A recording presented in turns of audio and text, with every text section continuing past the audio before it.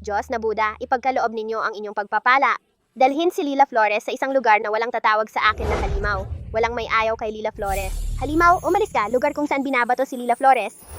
Mahal na ginang dahan-dahan lang po.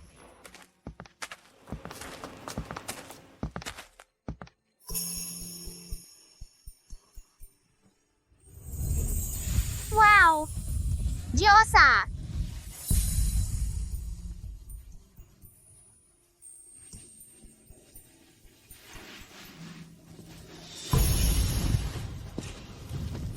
Limang taon na ang nakalipas. Meron akong isang anak na babae na si Shaning. Dahil sa kanyang likas at pambihirang kakayahan, ay iniutos ni Reyna Ina na ikulong sa silid ng pagpaparusa sa palasyo, nasunog sa isang malaking sunog at walang nakitang abo.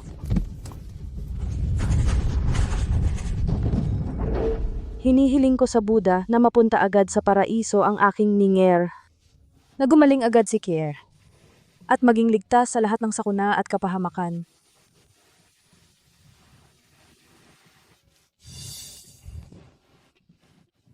Haze, Bagamat maganda at mabait ang puso ng mahal na ginang, sa kasamaang palad, mahina ang kanyang katawan, madalas biglaan ang kanyang atake sa puso. Mahal na ginang, mas mabuti na tayong umuwi na sa palasyo. Baka magkasakit kayo.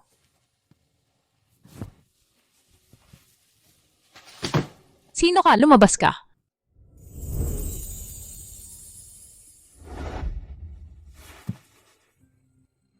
kung nabubuhay pa ang aking Ninger sa mundong ito, dapat kasintanda na niya ang batang ito. Ikaw, batang pulubi, nagkukubli-kubli. Ano ang ginagawa mo rito?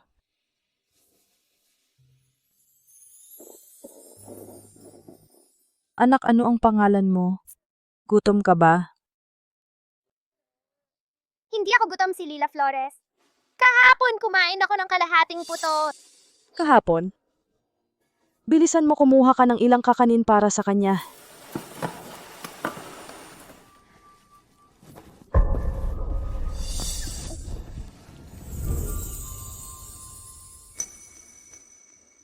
Munting lila marumi ito kung gusto mong kumain. Marami pa akong malilinis dito, tita.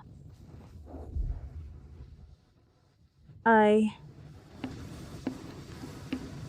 Hindi madumi! Hindi madumi! Madalas akong kumain ng nakakapulot lang sa lupa. Hindi ako nagkakasakit. Ang malilinis na ito para sa inyo, ginang. hawakan mo, kainin mo ito.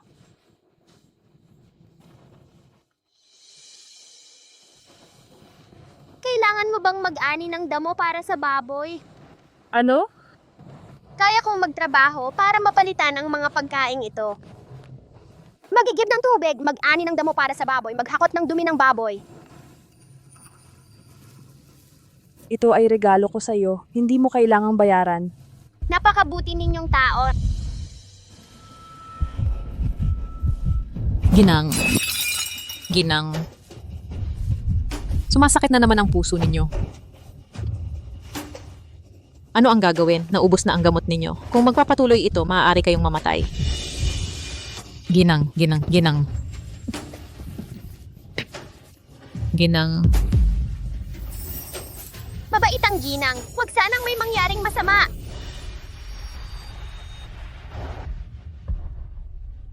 Ito ba ay ang gamot ng ginang? Akala ko ba wala nang natira, ginang? Ginang, gumagaling na ba kayo? Ang gamot na ito, parang mas mabilis ang epekto nito kaysa sa dati. Ginang, salamat kay Lila ngayon. Siya ang nakahanap ng gamot at nagligtas sa inyong buhay.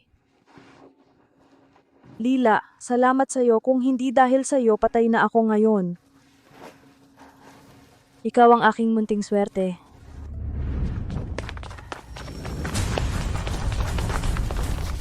Hoy, ikaw na malikot, nahanap din kita. Tingnan natin kung saan ka patatakbo. Sino kayo? Ano ang gusto ninyong gawin? Dali, ibigay ninyo sa akin ang maliit na halimaw na yon. Mag-ingat kayo, baka kayo ay saktan niya. Halimaw. Si Leila Flores ay hindi halimaw. Hindi si Leila Flores. Bakit ninyo sinasabing siya ay halimaw? Kayo, huwag kayong malinlang sa kanyang hitsura. 5 taon na ang nakalipas, bigla siyang lumitaw sa aming silid ng kahoy. Siya ay isang batang halimaw na hindi alam ang pinanggalingan. Oo, ang anak kong lalaki ay naglaro ng taguan kasama niya. ay dahil sa kanyang mahika ng halimaw na takot hanggang sa nagsuka ng bula ang bibig. Tama. Noong isang araw nang ako ay mamitas ng halamang gamot, nakita ko siya, bigla siyang nawala sa harap ko ng walang anumang dahilan. Ngayon, kailangan nating sunugin siya. Sunugin siya. Ning. Sunugin siya. Kunin ninyo ako kung gusto ninyo. Huwag ninyong apihin ang ginang. Ginang, umalis na kayo. Ginang, ang maliit na pulubi na ito ay kakaiba. Bigla siyang lumitaw sa templong ito. Paano kung totoo ang sinasabi nila ay isang halimaw at saktan kanya? Ano ang gagawin natin? Mas mabuti na tayong umalis na. Tumahimik ka. Anong halimaw? Isang batang babae na hindi pa nakasakit ng kahit sino. Dahil lamang sa inyong salita ay kailangan pang sunugin ng buhay talaga sino talaga ang halimaw. Lila Flores, huwag kang matakot. Ako ang magpoprotekta sa'yo. Kahit na si Lila Flores ay halimaw, hindi niya sasaktan ng ginang.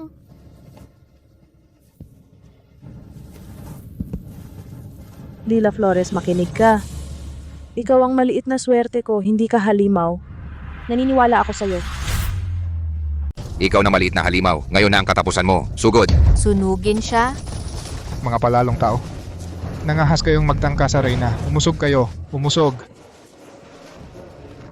Lila, gusto mo bang maging anak ni Inay at sumama sa akin pa uwi? Maging anak ni inay? Hindi ba kayo natatakot na halimaw ako, inay? Hindi ako natatakot. Naniniwala ako sa'yo palagi, Lila. Halika. Tawagin mo akong Inay. Inay! May inay na ako! Inay! Oh. Mabuting anak.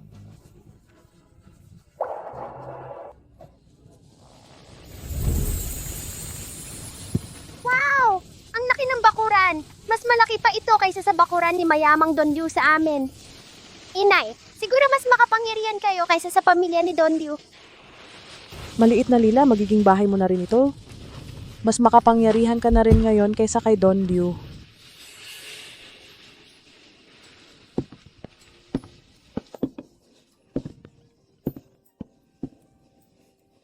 Lila, tingnan mo. Reyna, pagdating ng maliit na prinsesa, nagtipon-tipon ang mga ibon. Dumagsa ang mga isda. Talagang swerte ang dala ng maliit na prinsesa. Tama, si Lila ang aking maliit na swerte. Lila, sumama ka kay Ate Celia para maligo at magpalit ng bagong damit, okay? Sige na. Isang batang galing sa probinsya. Nag-aambisyon pang makaakyat sa Reyna.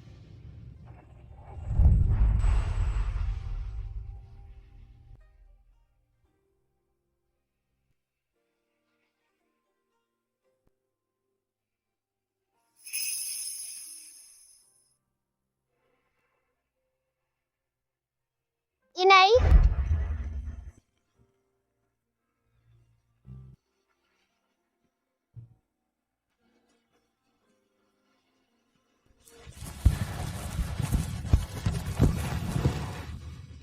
Inay? Ang anak ko, ang ganda-ganda mo. Kung ganyan nakalaki si Shaning ko, siguradong kasing ganda mo rin siya. Reyna, may nangyari sa ikatlong prinsipe. Anong nangyari kay Ki? Ano ang nangyari kay Kiel? Ikatlong prinsipe, nagkulong siya sa kanyang palasyo. Ayaw kumain o uminom. Kung magpapatuloy siya ng ganito, Inay, sino po ang ikatlong prinsipe? Ikatlong kuya ni Lila Flores. Ang iyong inay at ama ay may 3 anak na lalaki. Ang panganay at pangalawang kuya ay nag-aaral sa silid ng mga pantas ng palasyo. Ang pangatlong kuya lang. ang ikatlong prinsipe ay may kondisyong dwarfism. Bagamat 15 taong gulang na siya, ang kanyang katawan at pag-iisip ay parang bata pa ring 5 taon. Malungkot siya palagi at nagkulong sa kanyang palasyo. Kawawa naman ang pangatlong kuya. Gusto siyang tulungan ni Lila Flores. Inay, samahan niyo po akong dalawin siya. Pwede po ba? Sige.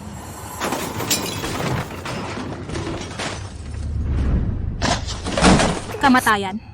Nakita ko po mismo, yung batang babae na marumi at galing sa kalsada ay laging nakakapit kay Reyna. Parang itinuturing pa niya ang hari at Reyna bilang kanyang tunay na magulang. Ano sa palagay ninyo? Ang anak ng isang pulubing taga-probinsya at hamak na lahi. ay karapat-dapat maging prinsesa ng Imperyong Dasya? Prinsesa. Kahit na siya ay dinala dito ni Inang Reyna, hindi ko siya kailanman tatanggapin bilang kapatid. 5 taon na ang nakalipas nang mangyari ang insidente kay Xianing, nagkaroon ng malubhang sakit sa puso si Inang Reyna. Nawawala siya sa sarili kapag may nakikitang batang babae. Hindi imposibleng ang batang ito ay isang espiya mula sa kaaway na bansa. Kailangan kong mag-ingat para kay Inang Reyna. Pangatlong kuya. Sino ka? Sino ang nagpahintulot sa iyong pumasok? Ako ang nagdala sa kanya rito. Nakikipagkita ako sa inyo, Ina. Ki. Narinig ni Lila Flores na hindi ka kumakain o umiinom kaya sobrang nabahala siya. Dumating dito nang nagmamadali para makita ka. Paano mo siya nagawang pagmalupitan ng ganyan? Mahal na Reyna, itong batang ito kahit walang paalam bigla na lang pumasok sa silid tulugan ng ikatlong prinsipe. Talagang wala siyang alam sa mga alituntunin. Huwag kang magsalita ng walang galang. Anong batang gala? Siya ang prinsesa ng Imperyong Dasya. Ang anak ko. Mahal na Reyna, alam ko pong nagkamali ako. Ako po ay natatakot lang na pagkatapos magkaroon ng maliit na prinsesa. Makalimutan ninyo ang ikatlong prinsipe. Ang ikatlong prinsipe sa mga nakaraang taon ay patuloy na hinahanap ang kinaroroonan ng dakilang manggagamot na Hua. Ngunit hanggang ngayon ay wala pa ring balita. Inay, sino po si dakilang manggagamot na Hua? Si dakilang manggagamot na Hua ang tanging tao sa mundong ito na kayang muling buuin ang mga buto. Siya ang tanging pag-asa para magamot ang iyong Kuya Ki. Subalit siya ay naninirahan taon-taon sa loob ng madilim na kakahuyan. Ang lugar na yon ay palaging nalilimpian ng ulap at hamog, mataas ang mga bundok at mapanganib ang mga ilog. Kahit ang mga taong pumunta roon para hanapin siya ay naipit sa kakahuyan at hindi na nakabalik. Huwag na, Ina. Ang katawan kong ito ay tiyak na hindi nagagaling sa buhay na ito. Mas mabuti pang huwag ninyong ilaan ang inyong pag-iisip sa isang halimaw na tulad ko. Mas mabuti pa po na alagaan ninyo ng mabuti ang inyong anak na babae. Huwag kang magsalita ng ganyan. Kahit saan ako pumunta ng iyong ina, sa langit man o sa lupa, tiyak na pagagalingin kita. Huwag kang mawala ng pag-asa, Kuya Ki. Ako rin, si Lila Flores, ay madalas tawaging halimaw ng mga tao, ngunit ngayon ay mayroon na akong tahanan. Mayroon na akong inay at Kuya Ki. Tiyak na hahanapin ni Lila Flores ang dakilang manggagamot para matulungan kang gumaling, Kuya Ki. Hanapin si dakilang manggagamot na Hua? Nakakatawa talaga. Maraming mga dalubhasang isinugo ang mahal na Reyna, ngunit wala ni isa ang nakahanap kay dakilang manggagamot na Hua. Ikaw, isang maliit na batang babae, hindi mo nga alam ang daan, malamang kahit ang pintuan ng palasyo ay hindi mo mahanap para makalabas. Tama. Ikaw talaga. Pagod na ako, Ina. Mas mabuti pa po na maaga ninyo siyang pauwiin. Ling, bumalik na lang tayo sa ibang araw para bisitahin si Kuya Ki. Ayos lang ba? Bilisan mo, dalhin mo si Lila Flores para hanapin si Chiyong manggagamot. Ito, Ling, paano biglang nawala ang batang gala na ito?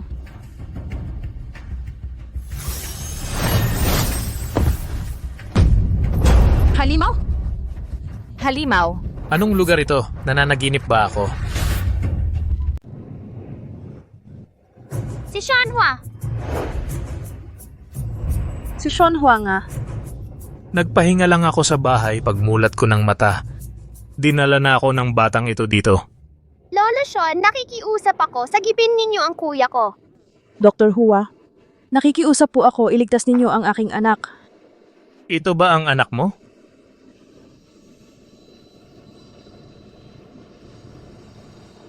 Dwarfism. May pag-asa pa. Talaga? Hindi pwede. Kailangan ang aking mga karayom para itusok sa iyong Tianhui Point para pasiglahin ang iyong mga meridian. Sa 100 tao, baka isa lang ang magtagumpay. Kung gusto mo, subukan ko. Lola Sean, tutulungan kita, Lila. Sana tulungan ka ng Diyos at iligtas ang kuya ko. Hipan ko para hindi na masakit sa kuya mo.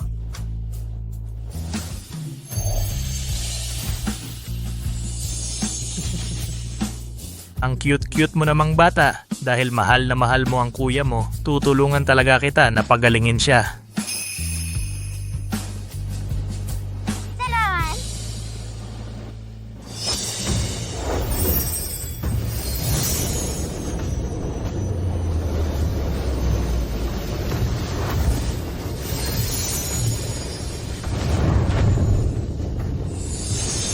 Ano na ang lagay mo, anak?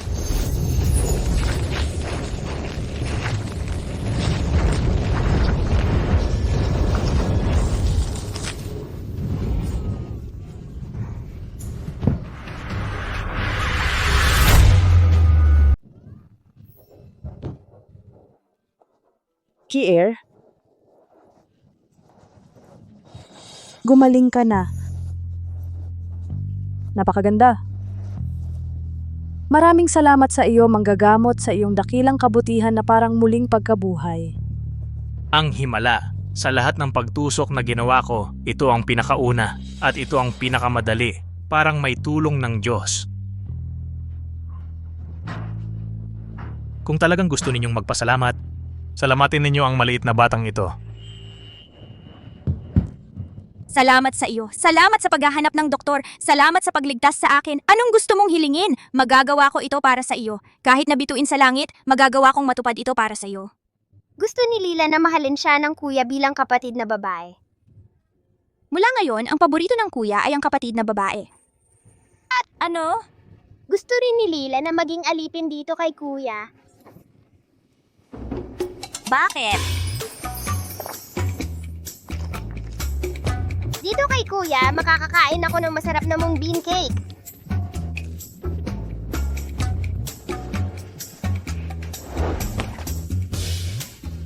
Bilis tao, pumunta kayo sa kusina ng hari at kunin ang lahat ng pagkain.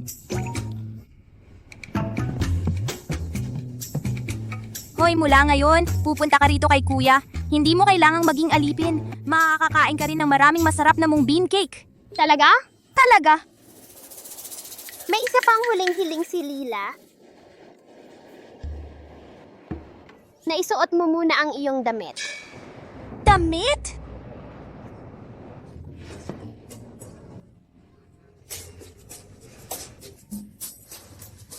Halika, bilisan ninyo at kunin ang damit para kay Kier.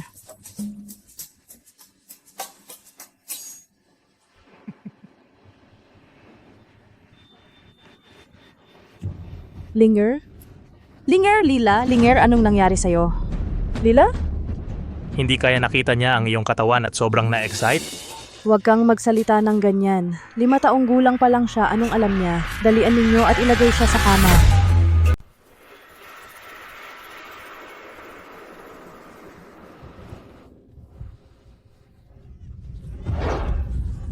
Nasaan ang aking Ningning? Nasa loob pa ang maliit na prinsesa. Ningning. Inay, Lila, nandito ang iyong ina. Nandito ang ina mo. Huwag kang matakot.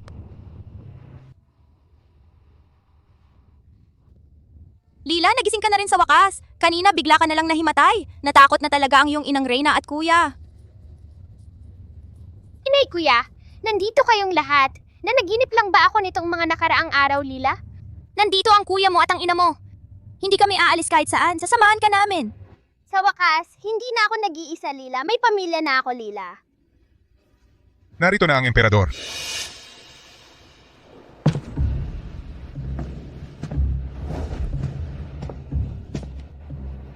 Mahal na hari. Yuwer, saan yung dinala mo sa akin na maliit na anak na babae na gumaling kay Ki?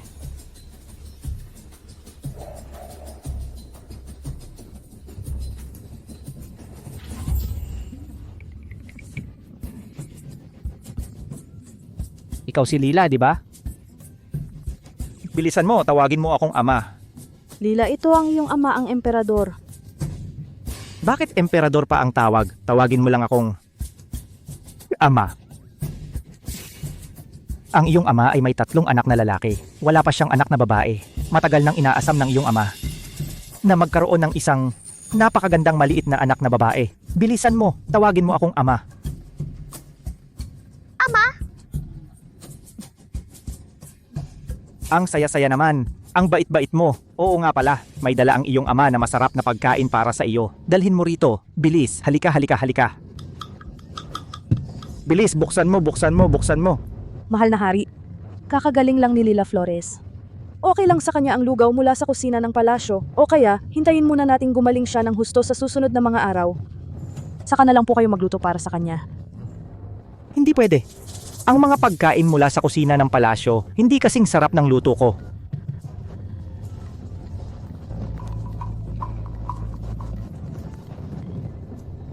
Lila Flores, hindi mo alam paboritong gawin ng ating ama ang magluto. Pero, ang galing niya sa pagluto. Ling, halika, tikman mo.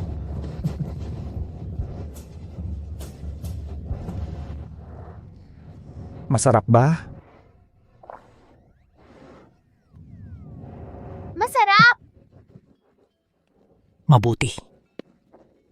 Talagang karapat-dapat kang maging bunso kong anak. Tingnan mo ang ating maliit na Ling. Hindi lang niya nailigtas si Chi, kundi kahawig pa niya ako. Talagang swerte ka para sa akin.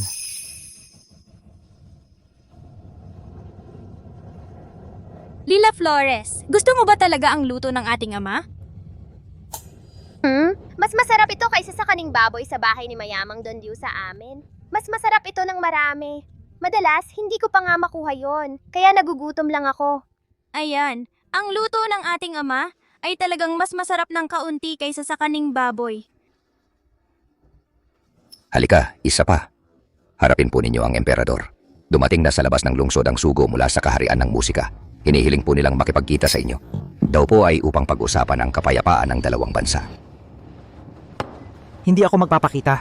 Ngayong araw ako ay sasamahan si Ling. Paghintayin mo sila. Mahal na hari, dala-dala pa po niya ang 3,000 kabalyero. Ano? Pumayag na ako sa usapang pangkapayapaan. Bakit ka nagdala ng ganoon karaming sundalo? Gusto mo bang gumulo? Hindi malinaw ang intensyon ng kaharian ng musika. Baka may panganib. Mag-ingat po kayo, mahal na hari. Samahan ninyo muna si Lila. Babalik agad ako. May panganib ba kay tatay? Kung gayon, sasama ako kay tatay para protektahan si tatay. Huwag kang mag-alala, Lila. Hindi ako matatalo ng ilang hamak na tao. Tara na. Gusto kong tulungan si tatay pero hindi ako isinasama ni tatay. May naisip na ako. Lila, nasa na si Lila? Nandito lang siya kanina.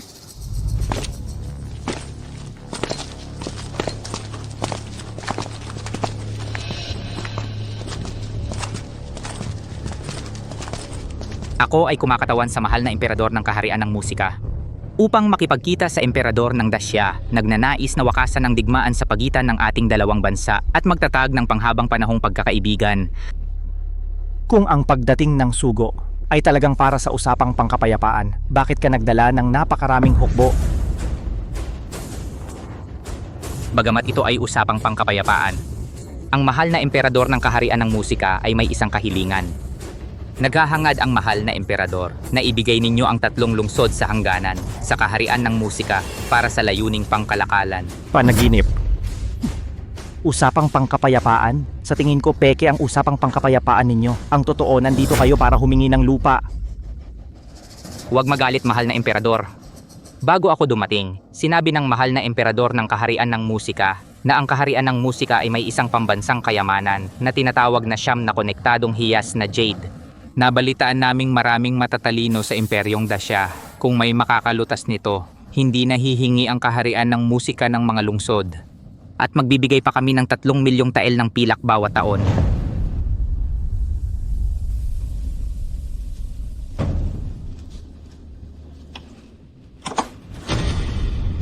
Tingnan ninyo ito. Mukhang iisa ang buong bagay na ito, hindi ito mahihiwalay. Ay, hindi kaya.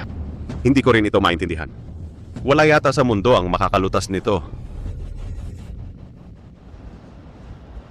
Sabi nila'y maraming matatalino sa Dasya. Pero mali pala ang balita. Mahal na emperador, kung ayaw mong ibigay ang mga lungsod, ang hukbong katihan ng kaharian ng musika, ay kukunin na lang ito ng sarili. Napakatusong suliranin ang inihain ninyo. Hindi ako makausad ni makaurong. Ano ang dapat kong gawin? Tatay, Lila? Mahal na hari, hindi ko alam kung magtatagumpay si Reyna Chin sa pagdadala ng singsing na sali-salimuot upang hiyain ang siya. Maaari kaya siyang magtagumpay? Walang makakalutas ng singsing na sali-salimuot na ito. Ngayong pagkakataon, lubusan ngang mapapahiya ang siya. At saka, ang reputasyon ng pagsira sa usapang pangkapayapaan ay hindi mahuhulog sa inyo, mahal na hari.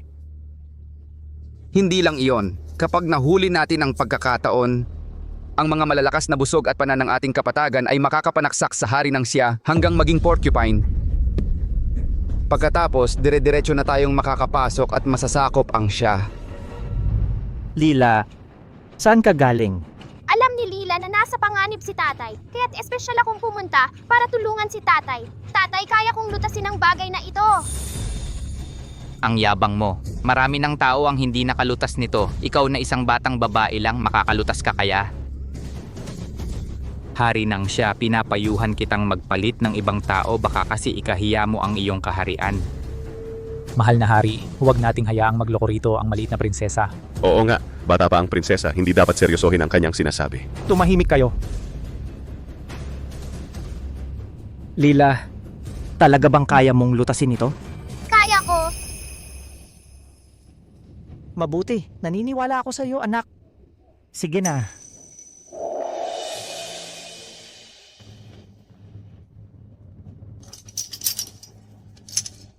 Sugo, kung mabuksan ko ang singsing na ito, hindi lang kayo dapat makipagpayapaan. Ang inyong emperador ay dapat ding humingi ng tawad sa aking tatay.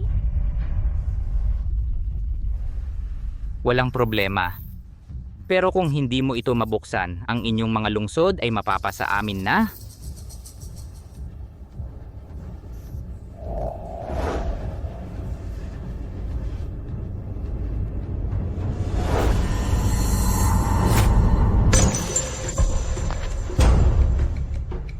Ikaw? Ikaw na batang babae, binaliwala mo ang pambansang kayamanan ng aming kaharian. Pinabuksan mo ako. Hindi ba't nabuksan ko na? Bakit hindi ka pa rin masaya? Tatay, nabuksan ni Lila. Mabuti, talagang ikaw ang pinakapaborito ko, Lila. Sinira mo ang pinakamahalagang kayamanan ng aming kaharian. Ibubuwis ninyo ang inyong mga buhay para dito. Mamana.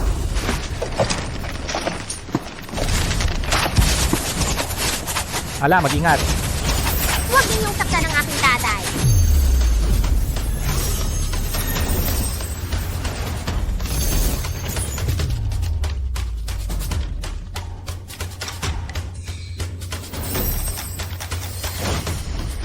Sa pagkakalkula, sa oras na ito, nagtagumpay na si Reyna Chin sa pagpatay sa hari ng siya.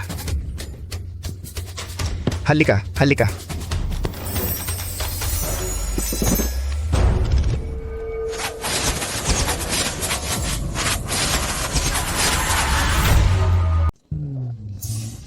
Anong nangyayari? Paano ako napunta rito?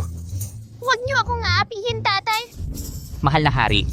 Mahal na hari. Bilis, iligtas nyo ang mahal na hari. Huwag kayong gagalaw. Kung lalapit pa kayo, patay na ang inyong hari. Tumigil na kayo. Hari ng siya, mga magkaalyado tayo. Nag-uusap pa nga tayo, bakit pa kailangang mag-away? Pag-uusap? Dinaya nyo kami gamit ang sirang singsing na yon at ngayon gusto nyo akong patayin? Ganito ba ang pag-uusap sa Chin? Malaking pagkakamali yan. Talagang pagkakamali lang.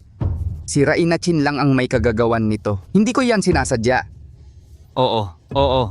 Ako lang ang may kasalanan. Wala pong kinalaman ng mahal na hari.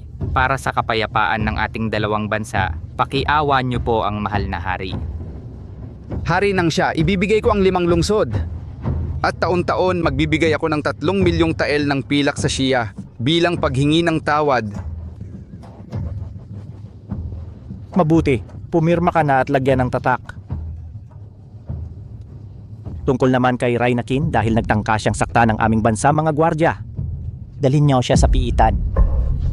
Hari nang siya, kahabagan niyo po ako, kahabagan niyo po ako, kahabagan niyo po ako, mahal na hari, tulungan niyo po ako, mahal na hari, mahal na hari. Hari ng Qin, halika na.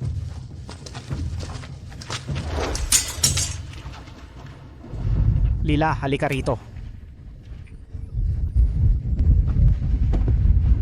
Nalutas ang kaguluhan ngayong araw. Salamat sa tulong ni Prinsesa Lila Flores. Mula ngayon, si Lila Flores ang tunay na prinsesa ng Imperyong Dacia.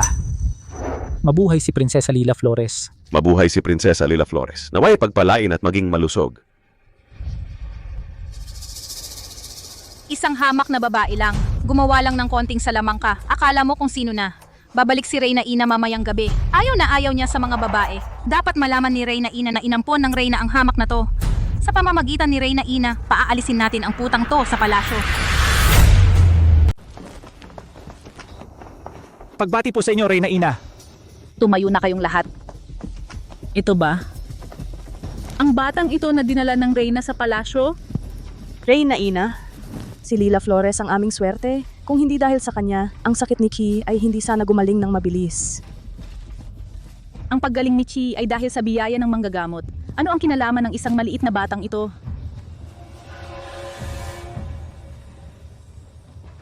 Tama na, ang dahilan ng pagpunta ko rito ngayon ay upang hanapin ang aking mahalagang ari-arian.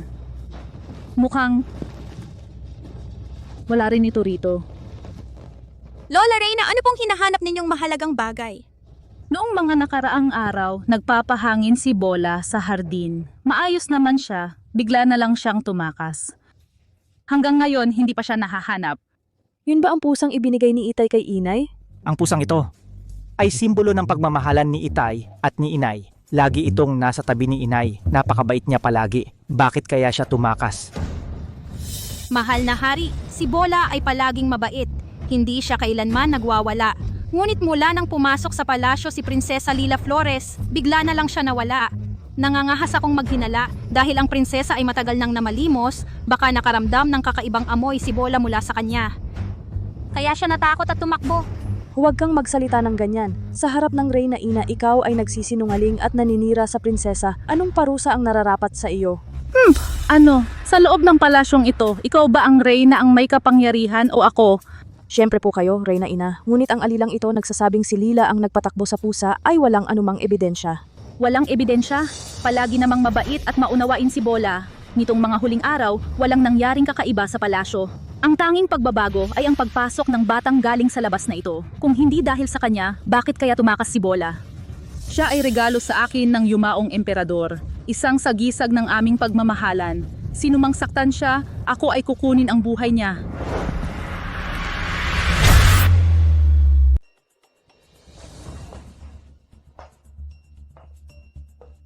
Ang mga mata at kilay ng batang ito ay may kaunting pagkakahawig sa akin nung bata pa ako.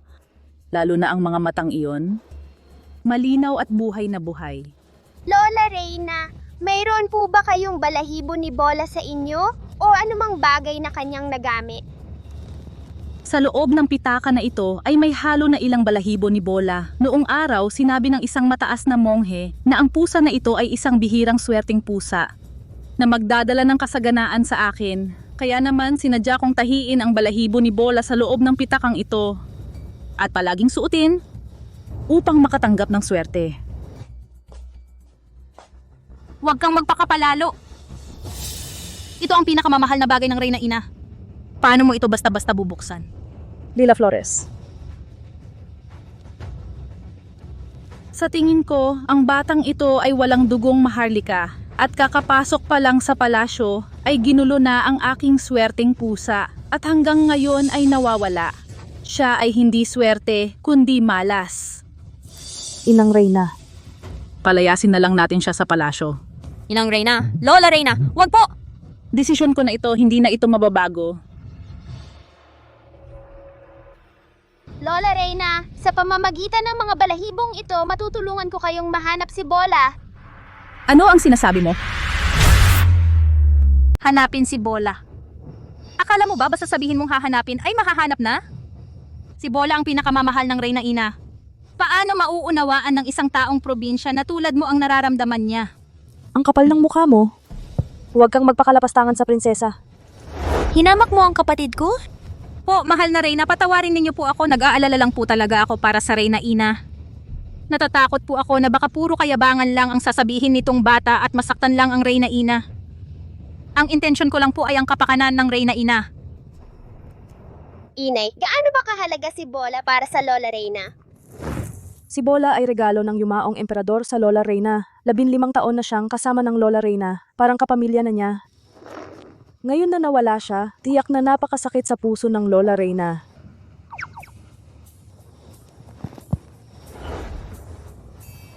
Lola Reyna, tingnan ninyo po. Hindi ba mas matangkad na ako ngayon kaysa dati? Oo, tumangkad ka nga. Mas lalong gumagwapo ang itsura mo. Pero, nakabagabag sa puso ko ang pagkawala ni Bola. Wala talaga akong gana sa anuman.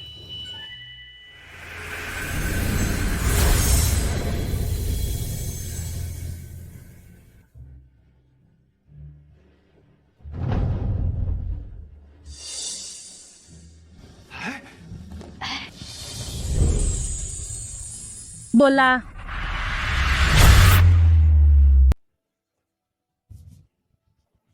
Akin-aking bola. Bola.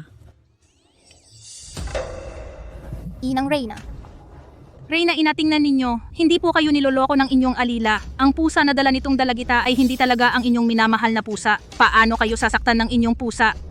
Ang pusang ito ay isang halimaw na pusa talaga. Dinala niya rito para kayo'y pahamakin. Tumahimik ka. Ikaw, hamak na alila! Ang lakas ng loob mong paulit-ulit na magsalita ng kung ano-ano sa harap ko at siraan ng prinsesa, mga gwardiya. Si Sylvia Reyes ay nanghamak sa nakatataas at nagsalita ng walang galang. Ilabas at paluin ng 50 malalakas. Paluin ninyo ng todo. Reyna, kahabagan! Reyna, kahabagan! Ang inyong alila ay nag-aalala lang po kay Reyna Ina kaya nagkakamali sa pagsasalita. Reyna, kahabagan po. Reyna, kahabagan po. Ilabas siya.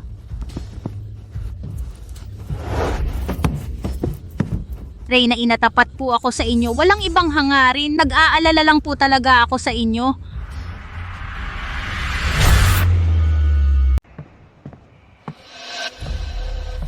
Ikaw ang masamang bituin. Kakagat lang ng pusa kay Reyna Ina. Ngayon gusto mo pang lumapit sa kanya. Talagang may masamang balak ka.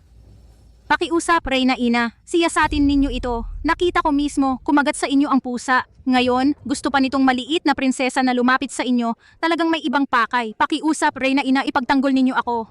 Ang pusa, si Bola nga ito. Pero hindi ko maintindihan. Bakit? Napakabait nito sa yakap ni Ling, pero nang yakapin ko, kinagat nito ako? Lola Reyna, ayaw daw ng mingming sa amoy na dala ninyo. Naiirita daw ito kapag naamoy at mas sumasakit ang paa ninyo. Lola Reyna, talagang meron kayong malakas na amoy ng balat ng dalandan.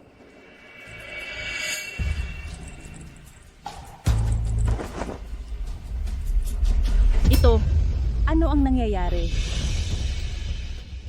Ito mismo, sabi ng mingming, ayaw nito sa amoy na ito. Inay, sa kampo, may mga sundalo na nagsabi na ang mga pusa ay labis na ayaw sa amoy ng balat ng dalandan, suha at lemon. Sobrang sensitibo sila.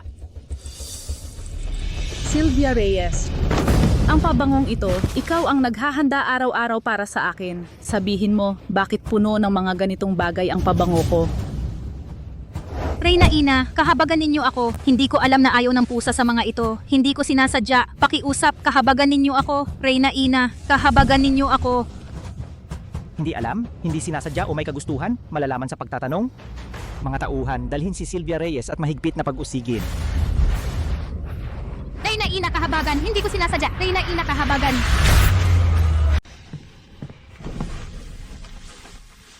Reyna Ina, gusto sanang humingi ng paumanhin ni Mimi. Hindi niya sinasadya. Hindi ko siya sinisisi, alam kong hindi niya sinasadya. Sabi ni Mimi, masakit ang paa niya. Ito ay pulang galis. Bilisan mo, tawagin ang manggagamot.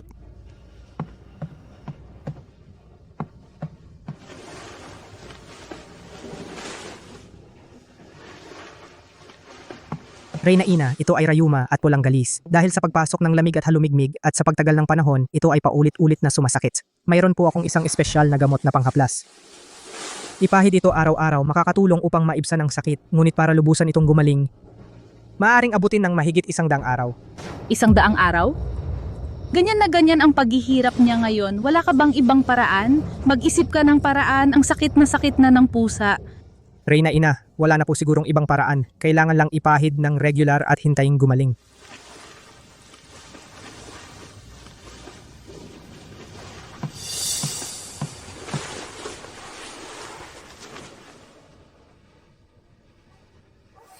Sana'y gumaling na si Mimi. Sana'y kumana agad ang gamot.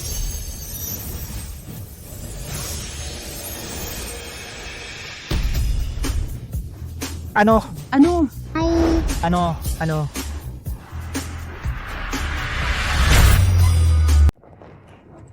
Ito. Paano ito nangyari? Ang paa ni Bola ay gumaling na. Ito. Parang himala, ang pulang galis ay biglang gumaling. Sa loob ng ilang dekada kong pagdodoktor, hindi pa ako nakakita ng ganito kabilis na paggaling. Mukhang ang munting prinsesa ay talagang swerte ng palasyo. Hindi lang niya naibalik ang paboritong pusa ng Reyna Ina, pinagaling pa niya ang ganitong sakit. Lila, ikaw talaga ang aking munting swerte. Bola, kasama ko ng maraming taon. Ngayon, sa tulong mo, Lila, talagang ikaw ang aming munting swerte. Lagi kang nagbibigay ng sorpresa. Paumanhin po, Reyna Ina, Emperador, at Reyna, ang mansyon ng ika-4 na prinsipe ay nagpadala ng imbitasyon para sa handaan ng lahat ng bulaklak. Inaanyayahan nila ang Reyna Ina na pumunta bukas para magmasid ng mga bulaklak. Sinabi rin nila na inimbita nila ang consorting Shu at ang consorting Gui para samahan ang Reyna Ina. mabait naman si Yun. Kakabalik lang ni Bola. Bukas ay tiyak na magdadala ito ng swerte sa akin. Mananalo ako ng malaki sa sugalan. Lola, ano po ang handaan ng lahat ng bulaklak? Ang handaan ng lahat ng bulaklak ay sa hardin ng mansyon ng prinsipe, puno ng iba't ibang uri ng mga bulaklak, napakaganda. Pagdating ng panahon, magsasama-sama tayong maglilibang. Lila, bukas gusto mo bang sumama sa akin? Oo.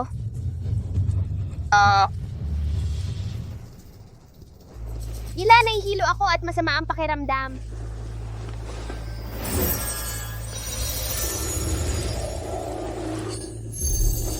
Tiyak na si Lila nitong mga nakaraang araw ay masyadong madalas gumamit ng kanyang kapangyarihan. Kaya nang hina siya hanggang sa nagbago ang itsura niya. Sandali, kailangan kong magpadala ng tao para sabihin ang pagbabago ng itsura ni Lila kay Reyna Ina at sa Emperador para hindi na sila magulat muli.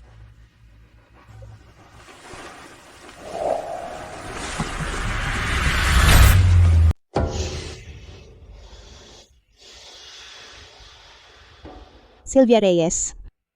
Tingnan mo ang sarili mo ngayon, ang kahabag-habag mong itsura. Ito ang kapalit sa paglilingkod mo kay Reyna at sa ikatlong prinsipe sa iyo. Mahal na Reyna. Buong puso akong naglingkod kay Reyna. Ngunit dahil lang sa isang batang babae na hindi alam kung saan nanggaling, pinarusahan niya ako ng mabigat. Hindi ko matanggap ito. Hindi matanggap? Mas hindi ko ito matanggap kaysa sayo. Alam mo ba, na noong una si Reyna Ina ang nais na ako ang maging reyna? Ngunit ipinilit ng emperador na si Yvonne Alcantara ang maging reyna. Ang galit na ito, paano ko ito lulunurin? At ngayon ang batang iyon ay tumutulong pa kay Reyna at nakuha pa ang pagmamahal ng lahat. Sylvia Reyes, makinig ka lang sa akin. At tinitiyak kong sa hinaharap, magiging mayaman at maginhawa ang buhay mo. Papanoorin kitang mabuti kung paano si Reyna at ang kanyang mga kaalyado ay masisira ang buhay. Ako po ay handa. Handa po akong ialay ang buhay ko. Para sa inyo.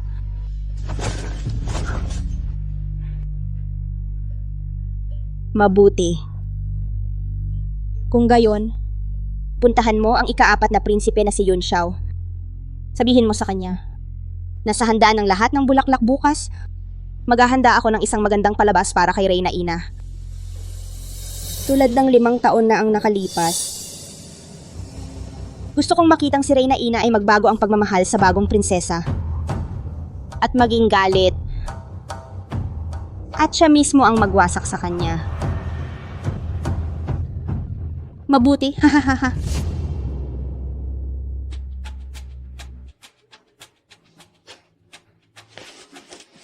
Inyong anak ay bumabati ng kapayapaan sa inyo, Inang Reyna. Tumayo ka na yun. Huwag kang mag-alala sa mga kinaugalian.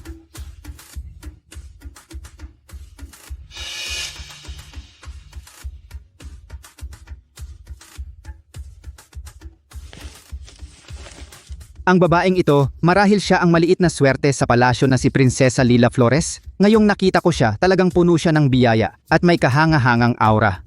Kumusta po, prinsipe? Kapayapaan sa inyo, Reyna Ina. Matagal ko na pong hinihintay ang inyong pagdating. Reyna Ina, ang harding ito'y puno ng magagandang bulaklak. Tamang-tama ang panahon para magtanaw-tanaw ng mga bulaklak. Mangyaring tangkilikin ninyo ito ng mabuti.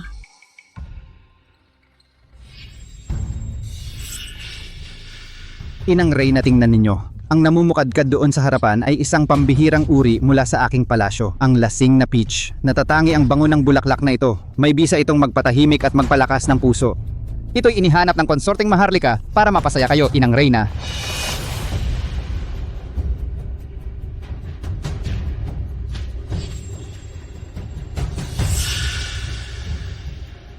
Reyna Ina, habang tinatangkilik ang mga bulaklak, baka gusto ninyong maglaro ng ilang round ng leaf cards para aliwin ang ating sarili? Ayos ba? Sige, ayos din.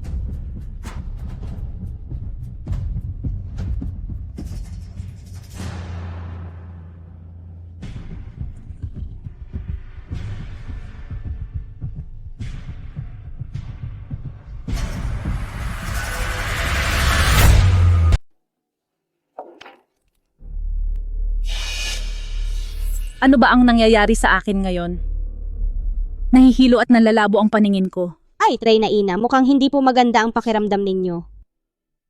Inang Reyna, nasa aking tahanan ngayon ang pantas ng kaharian. Bihasa siya sa mga misteryo at medisina. Bakit hindi ipatignan kayo ng pantas ng kaharian? Makakahanap siya ng sanhi ng inyong karamdaman. Mabuti. Mabuti.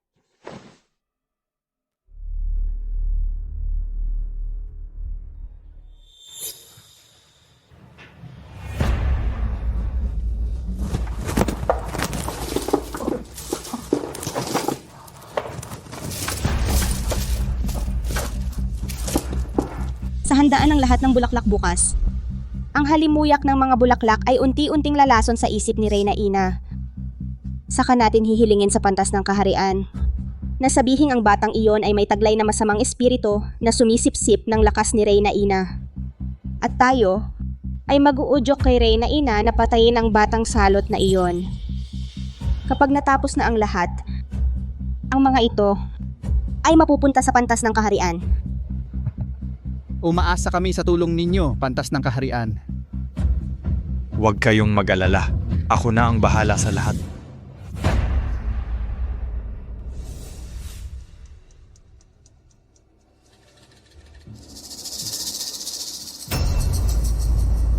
Napakalakas ng masamang espiritu. Ang pinagmulan ay ang babaeng ito. Hindi ko sinaktan ng aking lola Reyna. Ang babaeng ito ay may taglay na masamang kapalaran. Mukha siyang inosente, ngunit sa lihim ay sumisipsip ng lakas at espiritu ni Reyna Ina. Kaya nga hindi maganda ang pakiramdam ni Reyna Ina, nahihilo at mahina ang katawan. Reyna Ina, matagal ko nang napapansin ang kakaiba sa batang ito, kaya nagpaimbestiga ako sa kanyang bayan. Ayon sa mga tao doon, isang malas siya, isang maligno. Ngunit ipinilit ng Reyna na ampunin siya bilang anak at palakihin sa palasyo. Nangangahas akong maghinala.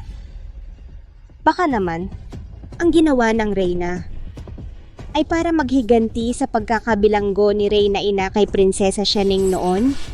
Ay! Inang Reyna, ang ganitong malas ay hindi dapat mabuhay. Mangyaring maglabas ka agad ng utos, Inang Reyna, upang siya'y patayin. Mabuti. Patayin. Sabi ko na, isang probinsyana lang siya. Paano siya magkakaroon ng ganyang kakayahan? Multo pala siya. Wala akong ginawa, hindi sinaktan ni Lila Flores si Lola. Tumigil ka. Ang salita ng pantas ng kaharian ay hindi maaaring maging mali. Itong demonyo, aminin mo na ang kasalanan mo. Yung kulay roses na bulaklak sa tabi ng mesa, mabaho. Nahihilo kapag naamoy mo. Kaya dalin lang ang amo. Yung bulaklak na yon, sabi ni Bola, mabaho yung bulaklak na yon. Kaya nahilo si Lola nang amuyin niya. Katawa-tawa. Nagsasalita ang pusa? Maliit na demonyo, ikaw mismo ay delikado na nang aakusa ka pa sa bulaklak na simbolo ng magandang kapalaran. Nakakatawa talaga. Bruha, ngayong araw ipatutupad ko ang kalooban ng langit at pipigain ang masamang espiritong ito.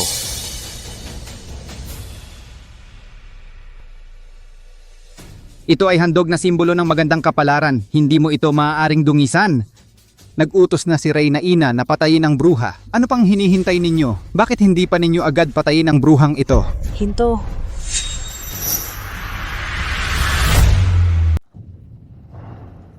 Inang Reyna, Naniniwala ako kay Lila Flores. si Lila ay hindi isang maligno o masamang espiritu. Ang nangyari ngayon, May kakaiba rito. halika rito Lila. Huwag kang matakot Lila, nandito ang iyong ina. Reyna, ipinagtatanggol mo ang babaeng engkantada. Nagkakagayon ba talaga ito para maghiganti kay Reyna Ina sa pagpaparusa niya noon kay Prinsesa Xianing? Reyna Ina, pakiusap, ipadakip ninyo ang Reyna. Mabuti. Sige. Tumigil ka. Malinis at prangka ang aking mga pagkilos. Walang ako ikinakahiya, ngunit ikaw konsorte. At si Yun Xiao. Jaude, Ang handaan ng lahat ng bulaklak ngayon ay punong-puno ng kakatwa. Maraming kahina-hinalang bagay. Inang Reyna, pahintulutan ninyo akong siyasatin ang halamang ito na Zui Xiantao. Kung totoo ang sinabi ni Lila na ito ay nakakalasing at nakakalito na lason, ang mga panlilin lang ng pantas ng kaharian. At ang mga paratang ni konsorte ay malinaw na. Kung ito ay hindi nakasasama, handa akong tanggapin ang anumang parusa.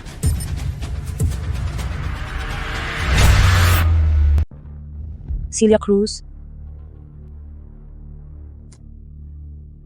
Tingnan ninyo po, mahal na Reyna, ang bulaklak na ito ay tila may natitirang kakaibang pulbos.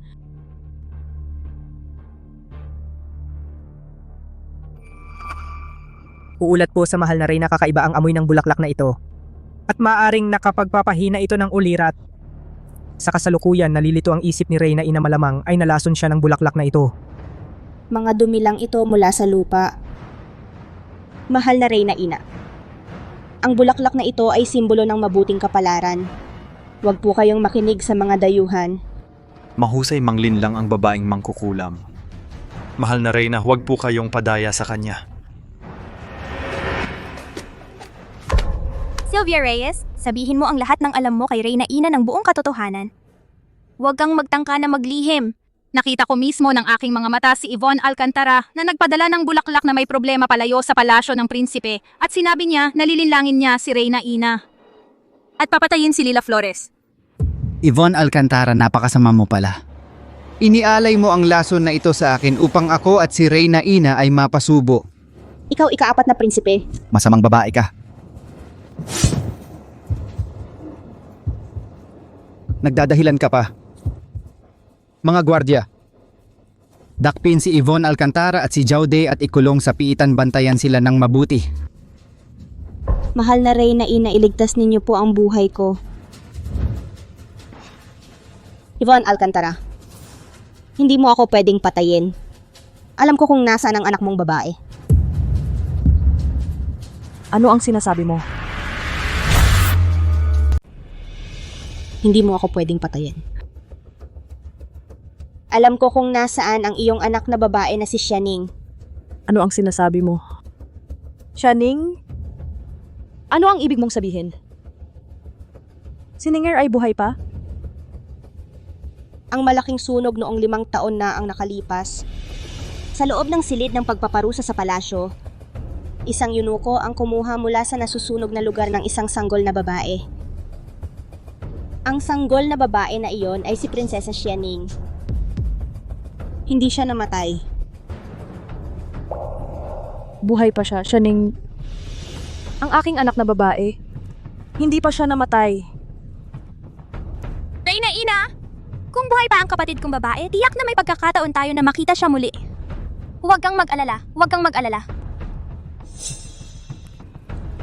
Sabihin mo kung nasaan ang kapatid ko. Nasaan na ba siya ngayon? Hindi ko alam. Pero nakita ko sa bahay ng prinsipe ang yunukong iyon. Ang ika-4 na prinsipe ay tiyak na alam. Siyang tiyak na alam kung nasaan ang prinsesa. Prinsesa Xianing ay talagang dinala ng isang yunuko. At ako, ang prinsipe, ay talagang nahuli ang yunukong ito. Sayang lang, bago ko mahuli ang yunukong ito, naipadala na niya si Prinsesa Xianing sa ibang lugar. Pagkatapos nagpakamatay siya sa pamamagitan ng pagkagat sa kanyang dila, natatakot din ako ang prinsipe kay Reyna at sa aking kapatid na lalaki na emperador. Kaya hindi ko ito sinabi hanggang ngayon. Hay, ang inyong lingkod. Masakit ang ulo ng inyong lingkod. Manggagamot. Ano ang nangyayari kay Reyna Ina? Mahal na ginang. Si Reyna Ina ay inaatake ng laso ng bulaklak, bagamat ang laso ng bulaklak ay hindi nakamamatay. Nakakalito ito ng isip at nagdudulot ng pagkahilo at panghihina. Paano ito malulunasan? Ito, walang lunas para sa sakit na ito.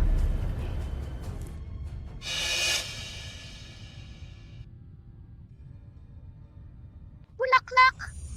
Huwag kang manakit ng tao, maging mabuting bulaklak ka.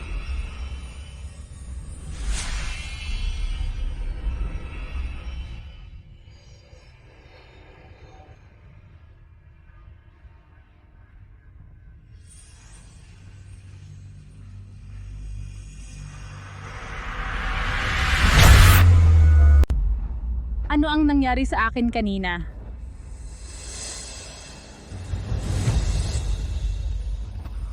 Ina, nahilo po kayo sa amoy ng bulaklak kanina. Naudyukan po kayo ng Emperatrice Consorte. Muntik na po ninyong mapatay si Lila Flores. Ano? Lola, totoo po, salamat kay Lila Flores na nag-detoxify at nagligtas sa inyo.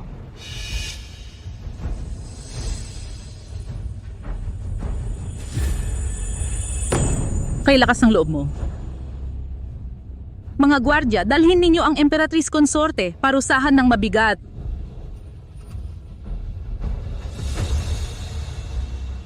Reyna Ina, nagkakamali po ako. Reyna Ina, kahabagan po. Nagkakamali po ako.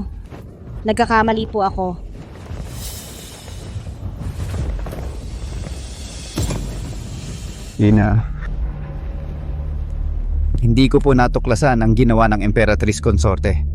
At muntik pang masaktan ang inyong katawan. Kasalanan ko po ito. Parusahan ninyo po ako.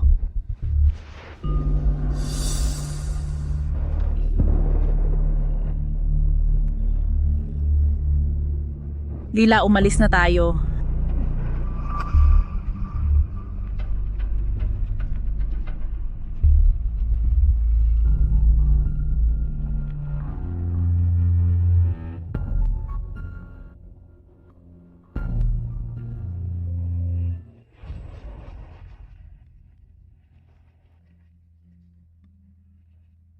Mahal na Reyna, magandang balita po. Bumalik na po ang unang prinsipe sa palasyo. Bumalik na si Jing? Opo. Napakaganda naman. Ina. Sige na. Lila.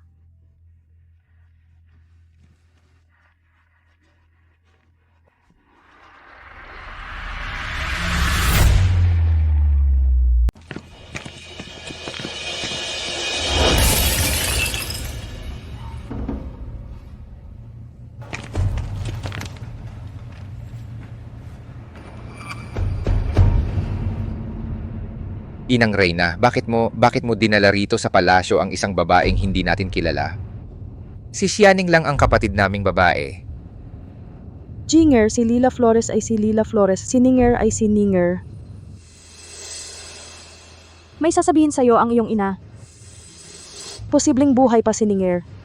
Ano? Buhay pa ang kapatid ko? Napakaganda naman. Kung buhay pa ang kapatid natin, ano pa ang hinihintay natin? Tipunin agad ang lahat ng tauhan ng palasyo. Hahanapin natin si kapatid na si Xianing. Tungkol naman sa batang ito, ibalik na lang siya sa kanilang nayon. Nanay, ayaw kong iwan ka. Si tatay at ang mga kuya ko. Huwag kang matakot, Liling.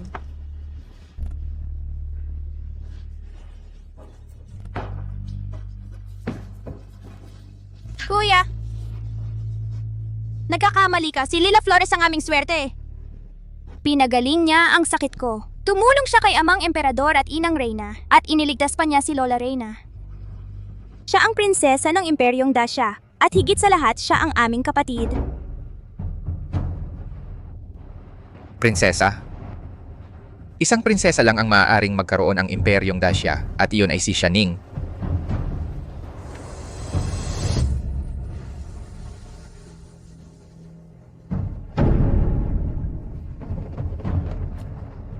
Kuya, nasugatan ka.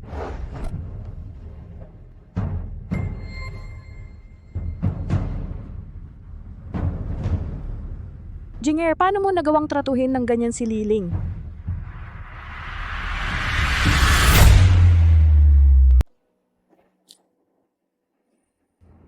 Kuya, nasugatan ka.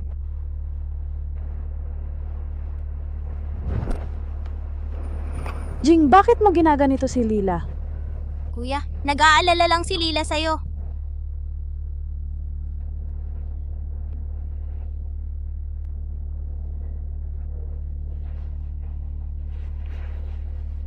Ayoko nang hinahawakan ako ng iba.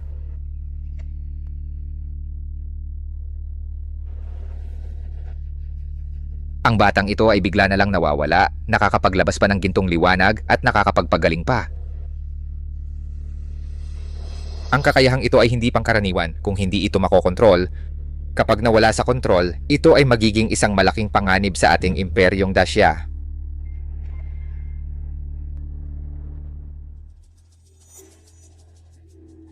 Nanay, tatay! Mali ba ang paggamit ko ng aking kakayahan? Gusto ko lang kayong tulungan. Hindi ko kayo sinasadya ang saktan. Anak, huwag kang mag-alala.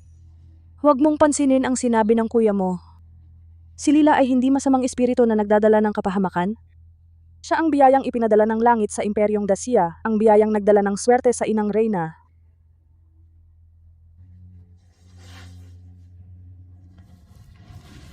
Jing!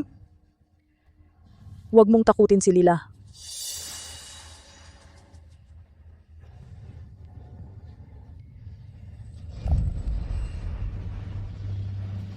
Ang pulso mo.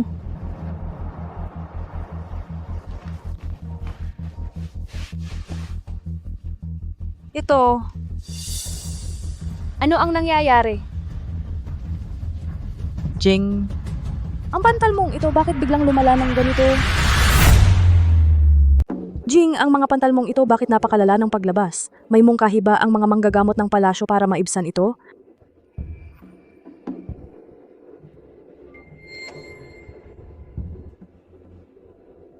Huwag kayong mag-alala, inang Reyna. Matigas ang ulo ng pantal na ito. Hindi ito kayang gamutin ng mga karaniwang gamot. Wala ring magawa ang ospital ng palasyo. Kailangan munang mahanap ang sinaunang lihim na recipe ng gamot bago ito tuluyang gumaling. Inang Reyna. Narinig ko po sa mga guro sa silid ng mga pantas ng palasyo na nag-uusap-usap sila. Sabi nila, may isang lugar na tinatawag na para lang malinis na hangin. May isang matalinong ermitanyo doon. At marami siyang hawak na mga espesyal na resipe ng pamahid. Baka pwede nating subukang hanapin siya.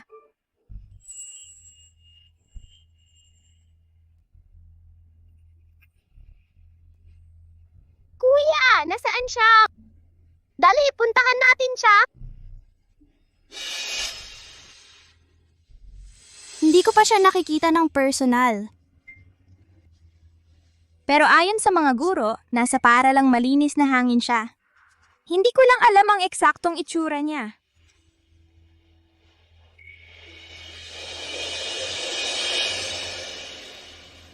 Kung may bakas ka, Ki, ano pa ang hinihintay natin? Dali, hanapin natin siya. Opo, Inang Reyna. Sandali. Bilang mga prinsipe, kung bigla tayong lalabas ng palasyo, tiyak na magkakagulo. Magkakagulo ang buong kabisera. Pagdating ng panahon, malalaman ng lahat na may sakit ako. Paano kung magsimula ang mga chismis?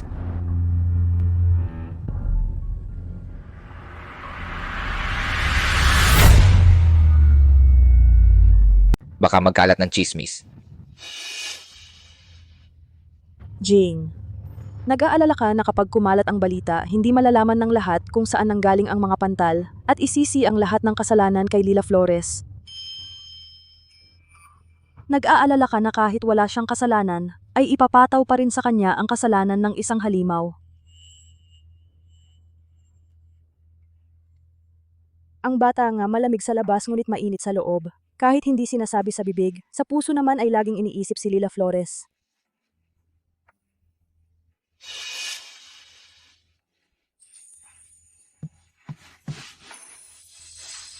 Kuya, si Lila Flores ay gusto niyang maging mabuti ang mga kuya at si Lila Flores.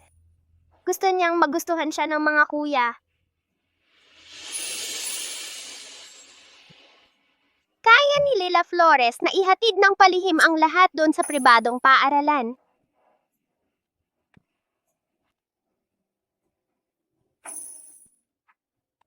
Kuya, kung natatakot kang mahayag ang tunay mong pagkatao, magdamit tayong lahat ng pangkaraniwan. Walang makakaalam ng ating mga pagkakakilanlan, para hindi na kailangang mag-alala na kakalat ang balita tungkol sa sakit ni Kuya.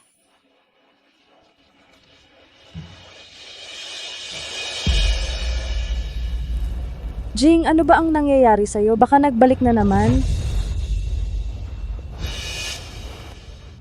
Kuya, hindi na pwedeng patagalin pa ang sakit mo. Hindi na natin pwedeng ipagpaliban pa. Pero ang kakayahan niya ay talagang nakakagulat.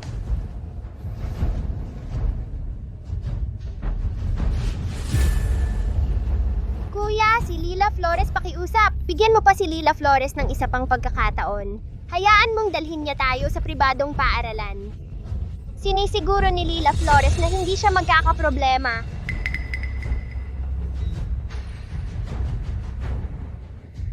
Sige. Susunod ako sa iyo ngayon.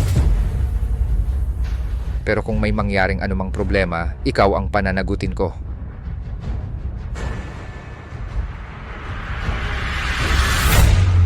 Kung may malimang mangyari, ikaw ang pananagutan. Ang ganda! Salamat, kuya! Salamat, kuya!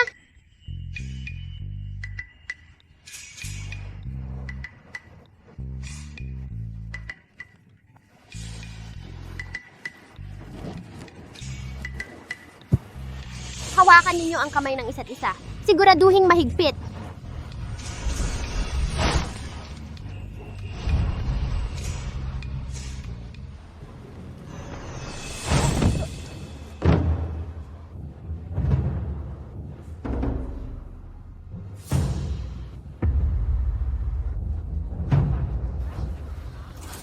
Naku po! Narito na talaga tayo. Ito ang unang beses na sabay tayong nag-teleport, Lila. Nakakagulat talaga ito. Parang mas mahusay pa sa Diyos. Ang bilis ng paglalakbay na ito, napakagaling na kakayahan.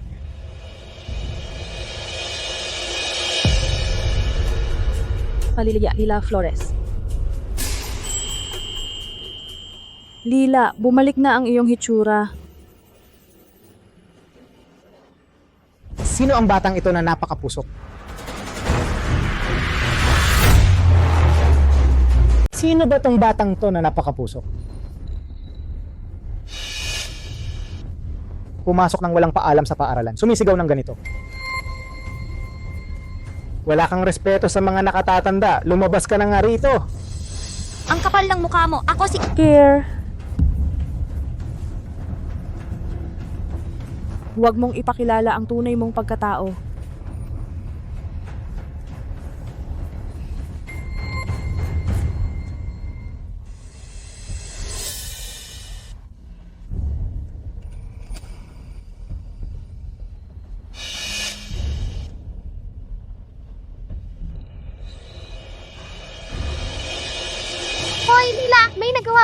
mali?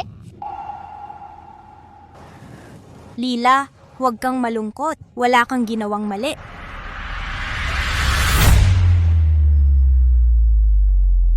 Talaga? Totoo. Oo, kailangan nating tulungan para gumaling ang kuya.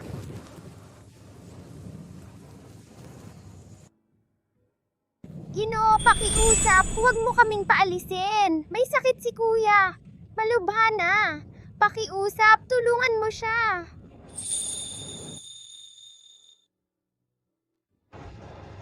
Tapos na ang klase ngayon. Mauna na kayo. Sino ba talaga kayo? Bakit kayo nagmamakaawa para sa aking libro? Tingnan ninyo, Ginoo.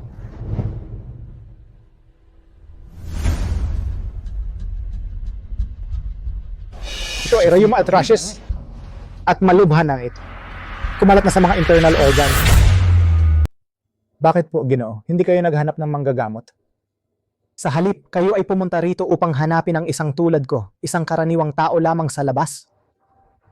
Ang aking karamdaman, napagtanungan ko na ang lahat ng kilalang manggagamot sa kabisera, wala silang magawa at walang gamot na makatutulong. Ayon sa kanila, tanging ang makalumang lihim na recipe lamang ang makagagamot. At ang recipe na iyon, kayo lamang po ang mayroon. Narinig namin ang inyong pangalan, kaya kami naglakas loob na humingi ng gamot. Sige. Kung ganon, sandali lang po, Ginoo.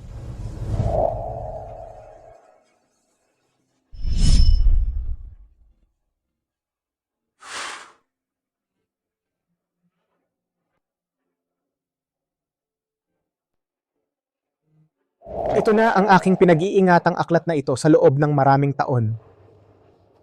Ang mga recipe na nakasulat dito ay mga pamana pa noong unang panahon. Talagang mabisa.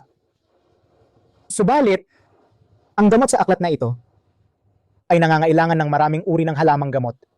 Karamihan sa mga ito ay napakamahal at bihira. Napakahirap makompleto ang lahat.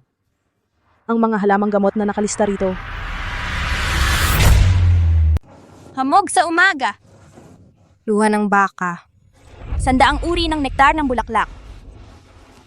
Ang mga halamang gamot na ito hindi naman mahirap pero hindi rin madali. Ang hamog sa umaga. Pwedeng kolektahin araw-araw sa umaga, ang luha ng baka ay kailangang makuha kapag emosyonal ito. Ang sandaang uri ng nektar ng bulaklak, basta hintayin lang ang panahon ng pamumulaklak at kolektahin ng paisa-isa. Ang mga halamang gamot na ito hindi agad-agad makukuha. Ganito na kagrabe ang kalagayan ni Kuya? Paano tayo makakapaghintay? Ang misteryosong gamot noong unang panahon ay may kanya-kanyang katangian. Mukhang ordinaryo ang mga halamang gamot na ito, pero taglay ang lakas ng kalikasan. Kaya gagamutin ka agad ang sakit. Kuya? Kuya?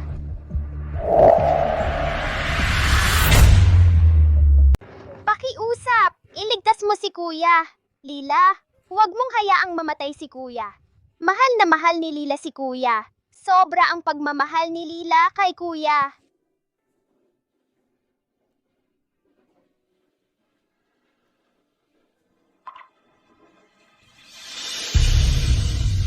Ito, Kuya, kainin mo na agad ito.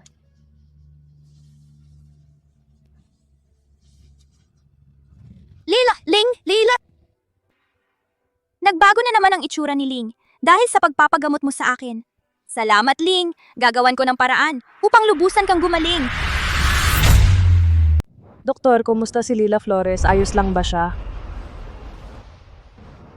Reyna, ang sagot po, ang munting prinsesa po ay nawalan lamang ng lakas ng husto. Wala pong malubhang problema. Ang ganitong kapangyarihan, tiyak na inubos nito ang kanyang buong isip at lakas. Kailangan niyang magpahinga ng ilang araw. Ina. Tingnan ninyo. Ang aking kamay, ang mga pantal ko. Ang mga pantal ko, Gumaling na lahat, wala nang natira. Salamat sa Diyos, anak ko. Salamat sa Diyos, anak ko. Si Lila Flores nga ang swerte ng imperyong Dacia.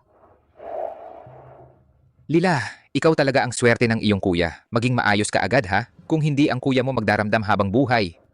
Kuya, ngayong gumaling ka na, hindi ba dapat hanapin na natin si Ningning? Huwag nang patagalin pa. Bunso, hindi ba't nagpadala ka ng tao dati sa nayon kung saan natagpuan si Lila Flores para magtanong tungkol sa kanyang kalagayan? Ano ang nangyari? Kailan ba siya natuklasan ng punong na yon?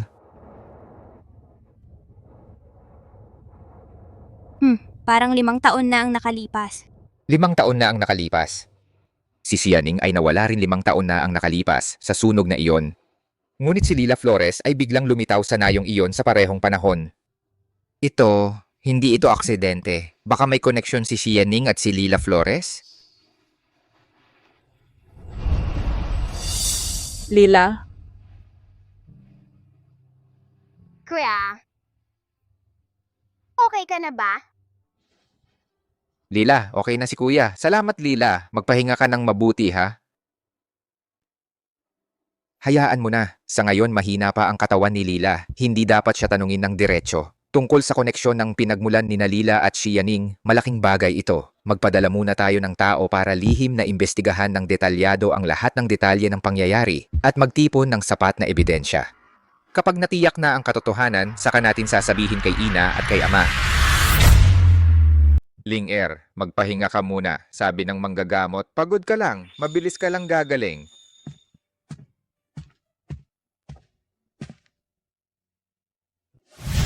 Linger, ito ang ipinahanda ng manggagamot para sa'yo.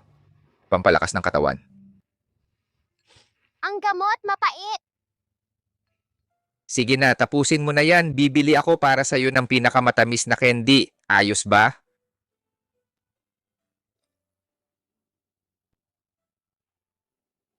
Linger, ikaw din. Kuya, ikaw ang swerte ko. Katulad mo si Sianing, kapatid ko rin kayong dalawa. Ang imperyong Dacia ay magkakaroon ng 2 prinsesa. Pareho kayong magkakaroon ng karangalan. Wala namang masama doon, di ba? Kuya, buti nilang ganun ang iniisip mo. Inang Reyna, may gagawin pa po ako? Aalis muna ako. Madalas na kumikilos sa mga nakaraang araw at ngayon, muling paparito sa ating imperyong Dacia. Ano na naman ang pakay niya? Hindi pa ba sapat ang leksyon na natanggap niya noong nakaraan? Hay nako, narinig ko. Naghain siya ng napakalapastangang kahilingan. Hinihiling niya sa emperador na ibigay ang bagong paboritong maliit na prinsesa sa palasyo bilang isang sangla at ialay sa kalapit na bansa bilang tanda ng magandang ugnayan ng 2 bansa. Ano, isang sangla? Hindi ba't parang itinutulak lang siya sa apoy? Paano niya nagawa yon? Hay, sino ba ang hindi aayon dyan? Noong nakaraan, matapos mapagsabihan ng maliit na prinsesa, ang hari ng awit at alpa ay parang nabaliw sa pag-uwi at madalas na gumamit ng militar. Sa palagay ko, para lang makuha niya ang maliit na prinsesa. Kung hindi pumayag ang emperador, baka magkaroon ng digmaan. Pero hindi ba't parang itinutulak lang niya ang prinsesa sa apoy? Gaano na lang baka bata ang prinsesang yon?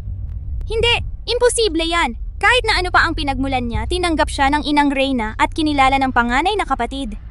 Bata pa siya. Paano siya maipadadala sa ganoong lugar? Sino yan? nag-improve na ba si Layla? Anong nangyari kay Kier? Anong nangyari? Bakit ka nagpanik? Pangatlong kapatid. Narinig mo ba ang isang bagay? Bakit ka biglang natakot? Kanina lang ako sa hardin sa likod. Sakto kong narinig ang usapan ng mga gwardya. Narinig ko sinabi ng mga gwardya. Ang hari ng awit at alpa ay muling darating sa imperyong Dacia. At siya. Malinaw na hinihingi niya sa aking ama na. Ipadala si Lila Flores bilang hostage. Bastos! Sobra na ang pang-aapi. Malinaw na target nila ang kakayahan ni Lila Flores. Gusto nilang gamitin ang kakayahan ni Lila Flores para sa kanila. O kaya, gusto nilang sirain siya. Bastos. Ang kaharian ng musika ay nangahas na gawin ito. Inaakala ba nila na walang tao sa imperyong Dacia? Sa pagkakataong ito, siya mismo ang magdadala ng mga sundalo. Tiyak na handa na siya ng lubusan. Malakas ang dating niya. Ang sitwasyon ng aking ama napakadelikado. Kung tunay na magkakaroon ng digmaan, ang mga mamamayan ng Imperyong Dacia tiyak na magdudusa ang maraming tao.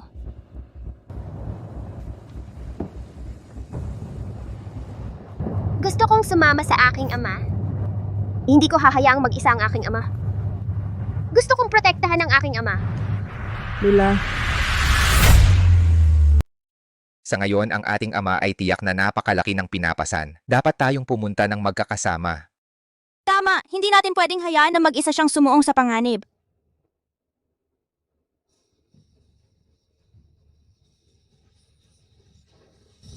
Inay, pakiramdam ko ang katawan ko ay gaan na gaan at ang sarap sa pakiramdam. mukhang ganap ng gumaling si Lila. Mabuti naman.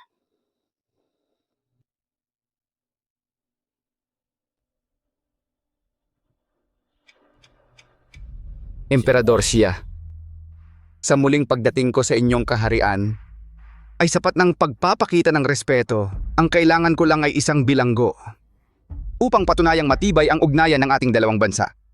Bakit kayo nagdadahilan at tumatanggi? Baka naman ayaw ninyo na magkaayos tayo ng kaharian ng musika? Hari ng awit at alpa.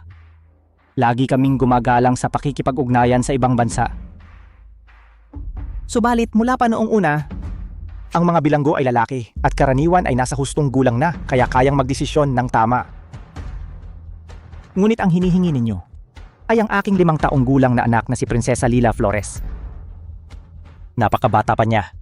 Paano niya magagampanan ang mabigat na responsibilidad ng isang bilanggo? Mali ang sinasabi mo, Emperador siya. Bagamat lalaki ang 3 prinsipe ninyo, lahat sila ay 10 taong gulang na. Ang kailangan kong bilanggo para sa kapayapaan ay isang biyaya mula sa langit. Isang taong magdudulot ng walang hanggang kapayapaan sa ating dalawang bansa.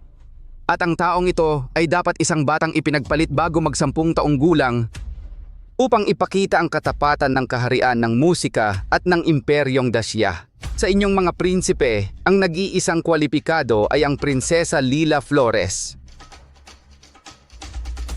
Bukod pa riyan, nasaksihan ko na ang kakayahan ng Prinsesa Lila Flores. Ang isang tulad niya, kailangan kong dalhin pabalik sa kaharian ng musika upang matiyak ang walang hanggang kasaganaan ng aking bansa.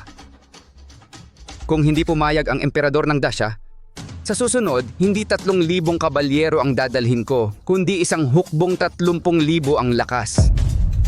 Hari ng awit at alpa.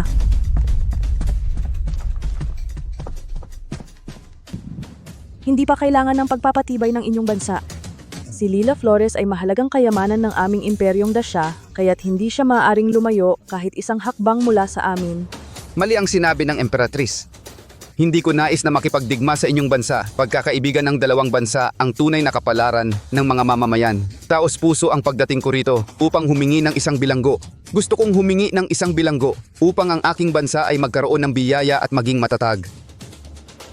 Kung ayaw ninyong talagang magbigay ng bilanggo, hindi ko kayo pipilitin. Subalit, kailangang pangakuan ninyo ang aking bansa ng isang bagay. Ano iyon? Iyon ay ang paglagay ng huling touch.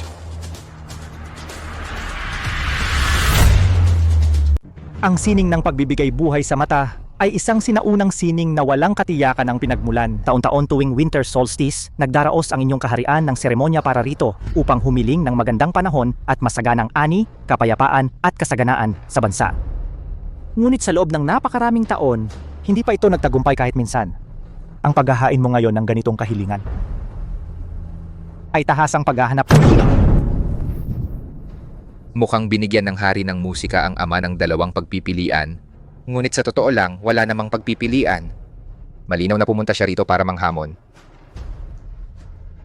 Huwag magalit, Emperador ng Dacia. Ang seremonyang ito ng pagbibigay buhay sa mata ay ipinamana sa kaharian ng musika sa loob ng 1,000 taon. Bagamat hindi pa ito nagtatagumpay, ito ay paniniwala ng aming kaharian.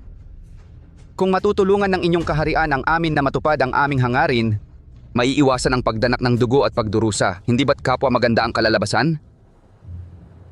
Nanay, ano ba ang pagbibigay buhay sa mata? Bakit sinabi ni tatay na napakahirap nito? Ang pagbibigay buhay sa mata ay ang paglalagay ng huling piraso, ang mga mata, sa isang drawing ng dragon. Ngunit ang isang pirasong ito ay hindi basta-basta ginagawa. Kailangan ng pintor na may malinis na kalooban at malalim na kasanayan. Sa sandaling ilagay ang mata, ang dragon sa drawing ay dapat magmukhang nabuhay, parang totoo at puno ng buhay, at may pakiramdam na handang lumipad sa mga ulap. Kung ang dragon sa drawing ay walang pakiramdam ng pagiging buhay, kahit na isang bahagyang kakulangan sa espiritu, ay mabibigo ang pagbibigay buhay sa mata. Ituturing ito bilang kawalang galang sa mga Diyos at magdudulot ng masamang pangitain. Malinaw na ang hari ng musika ay sinasadya lamang manggulo. Isang drawing lang naman ito. Paano ito magiging tunay na buhay? Ito ay talagang isang imposibleng gawain. Alam na alam ng hari ng musika ang hirap nito, kaya tiyak na ito ang kanyang tinutok. Kaya nga niya nagawang maghain ng ganitong kahilingan. Kung mabigo ang pagbibigay buhay sa mata, baka gamitin ito ng kaharian ng musika bilang dahilan para salakayin ang ating imperyong Dasya.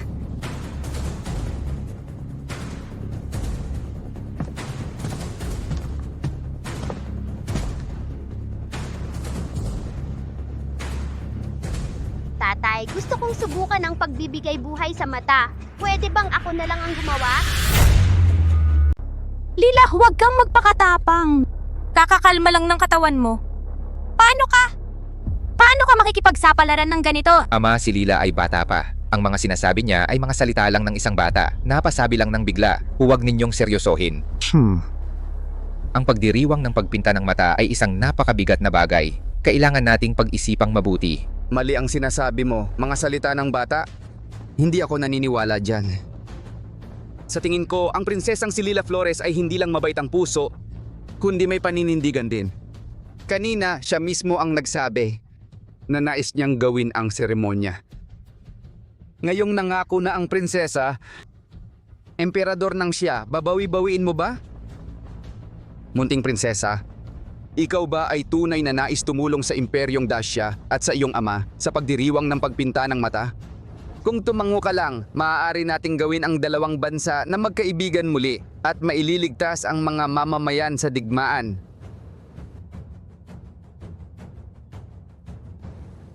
Lila, huwag mong payagan. Mapanganib ang seremonyang iyan. Hindi ka dapat pumunta kahit na magkagiyera pa. Ina, ama, at ang mga kapatid mo, hindi ka namin isusuko. Mas gugustuhin naming lumaban kaysa hayaan kang magdusa kahit kaunti.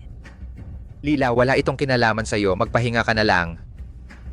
Lila, huwag kang makinig sa kanya. Ako si Lila Flores, ay nais gawin ang pagpinta ng mata.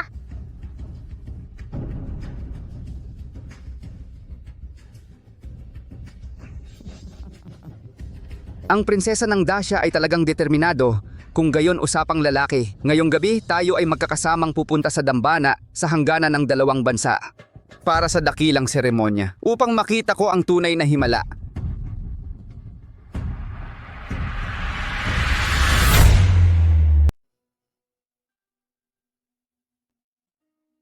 Narinig ko na sa loob ng dambana na ito ay may isang obra maestra na pintura.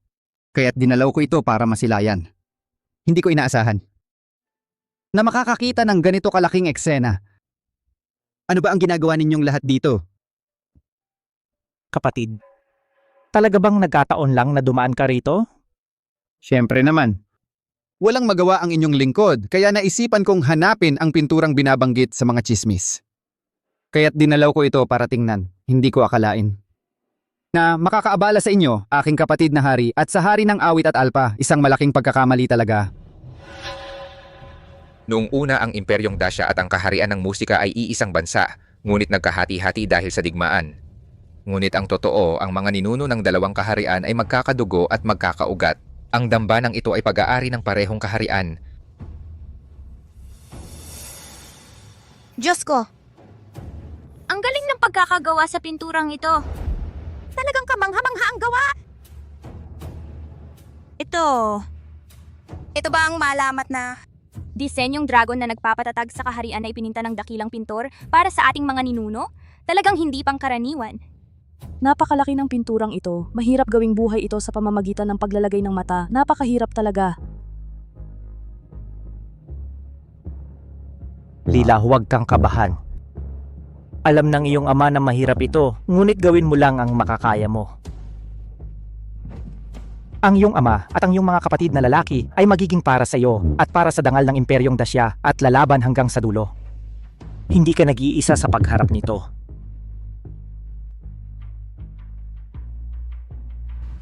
Gagawin ko ang lahat ng makakaya ko, Ama. Oo, gagawin ko ang lahat ng makakaya ko, Lila Flores. Mabuti.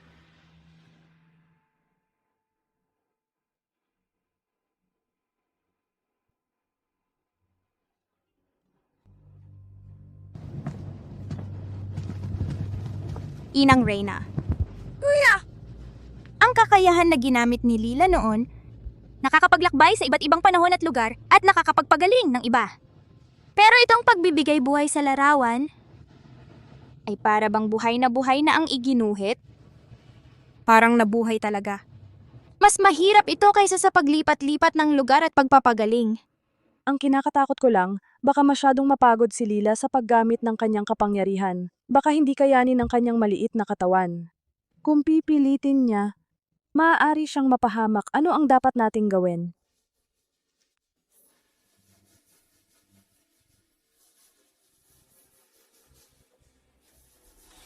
Aray! Prinsesa Lila Flores. Tingnan mo, napakaputla ng mukha mo. Nagpapawis ka na sa noo. Naku, napagod ka talaga. Gutom ka na rin siguro. May pagkain ba? Lila, halika. Ito ay espesyal na merienda sa aking palasyo. Matamis pero hindi nakakaumay, nakakapagpawala ng pagod. Mahalaga man ang pagbibigay buhay sa larawan, ang kalusugan ng prinsesa ang pinakamahalaga. Halika, Lila. Mahalaga nga ang seremonya ng pagdodrawing sa mata, ngunit ang kalusugan ng prinsesa ang pinakamahalaga sa lahat. Halika, Lila Flores. Halika, Lila! Ang iyong kamahalan.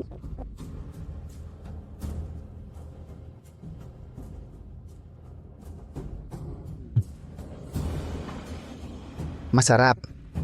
Talagang karapat-dapat sa imperyong Dasya ang mga kakanin na ito. Tunay ngang hindi nabigo ang reputasyon nito. Kung kinain na ito ng hari ng awit at alpa, malamang ay hindi ito nakakalasot.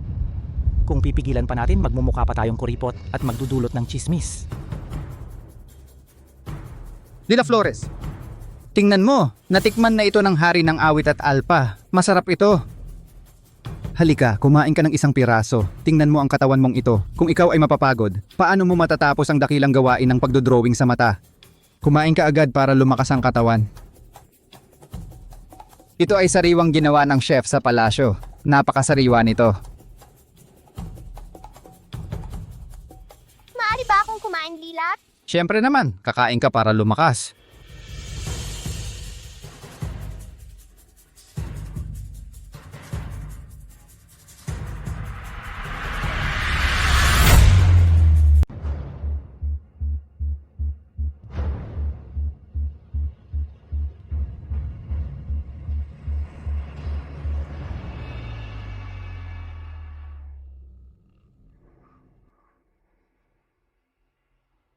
Pang-apat na prinsipe, sigurado ka bang magtatagumpay ang planong ito? Yung maliit na batang babae, ganun ba talaga kakatulad ang sinasabi mo? Kung tunay nga siyang may kakayahan, paano siya maaapektuhan ng lason na ito? Malaki ang panganib ng planong ito. Huwag kayong mag-alala, mahal na hari. Ginawa ko na ang lahat ng paghahanda. Tingnan ninyo, mahal na hari. Ang tray ng mga kakanin na ito ay mukhang ordinaryo lamang, ngunit may lihim itong taglay. Sa buong tray na ito, ang pirasong nasa ibabaw lamang ang ipinagawa kong espesyal at walang lason. Kailangan lang ninyong kainin yon para magpakitang tao. Kapag nakita ng emperador at reyna ng imperyong Dasya na ligtas kayo, mawawala ang kanilang pagdududa sa akin at iisiping walang problema ang mga kakanin. Paano naman ang ibang kakanin? Tungkol naman sa iba, gamot na pinalalambot ang kalamnan sa 10 hakbang, ay hinalo sa bawat piraso. Kapag kinain ito, mawawalan ng lakas ang mga kamay at paa, at ang buong katawan ay mawawalan ng bisa. Ang batang iyon, kahit gaano pa kalaki ang kanyang kakayahan, ay tao pa rin. Imposibleng kapag malubha na siyang nalason, ay makakapagpinta pa ng huling detalye sa scroll. Kapag nabigo ang pagpinta, ang emperador ng Imperyong Dacia ay mawawalan na ng kapangyarihan sa negosasyon sa inyo. Mapipilitan siyang iyong kunin ng batang iyon at dalhin pa uwi upang maging isang bihag ng tahimik. Sa oras na yon, makukuha ninyo ang swerteng batang ito nang hindi gumagamit ng hukbo. Hindi ba't napakaganda noon? Hahaha. Talagang napakatalino mo, pang-apat na prinsipe. Napakaganda ng plano. Gagawin natin ayon sa sinabi mo.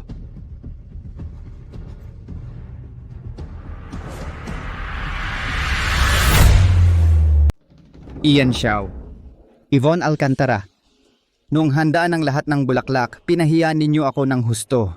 Nababa ang ranggo ng isang konsorte, nawalan ng mukha ang aking palasyo. Ngayon tiyak na babawiin ko ang lahat para maranasan ninyo ang pakiramdam ng mawalan ng swerte.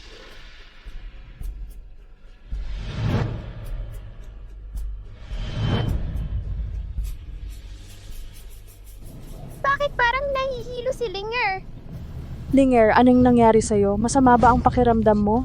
Linger, anong nangyari sa'yo, Linger? Linger. Anong nangyari sa'yo, Linger?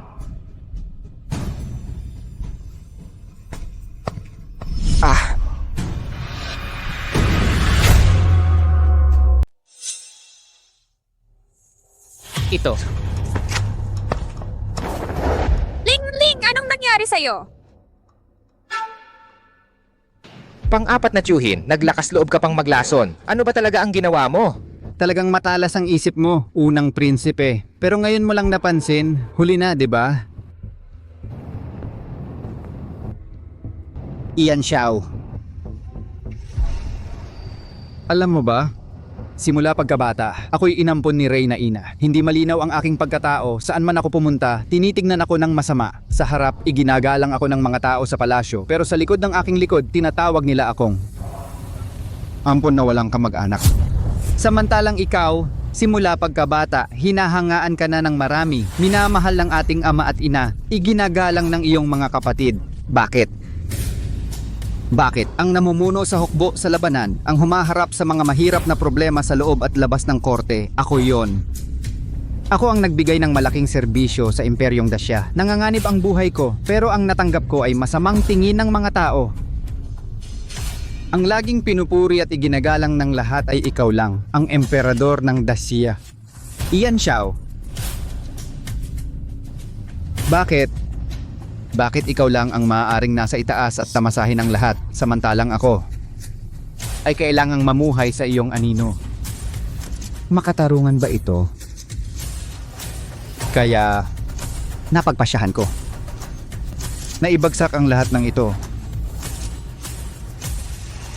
Nakipag-alyansa na ako sa hari ng awit at alpa. Ngayon ang lahat kayo dito ay ipipriso.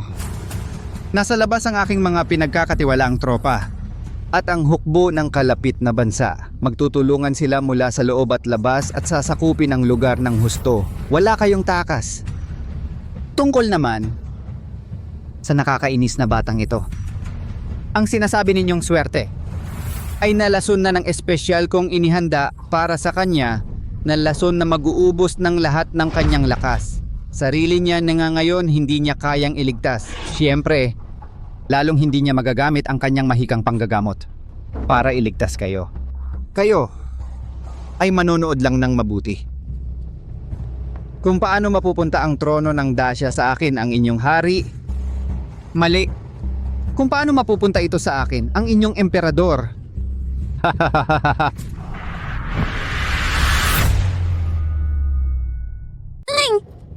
Ling, kumusta ka na? Gising ka na! Huwag kang magkaroon ng anuman, ha? Anak, pulutin mo ang pluma at buhayin mo ako. Yun lang ang tanging paraan upang malutas ang kaguluhang ito. Lolo Dragon, si Lolo Dragon ang kausap ko.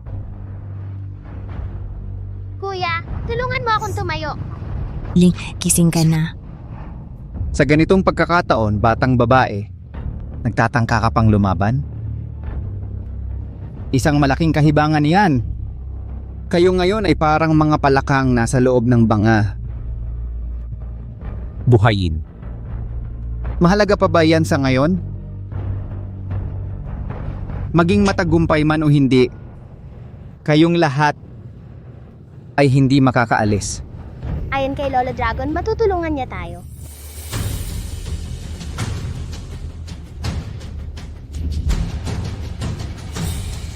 Lolo Dragon, naniniwala ako sa'yo, Lolo Dragon. Para kay Itay, para kay Inang Reyna, para sa aking mga kuya, kailangang magtagumpay si Ling.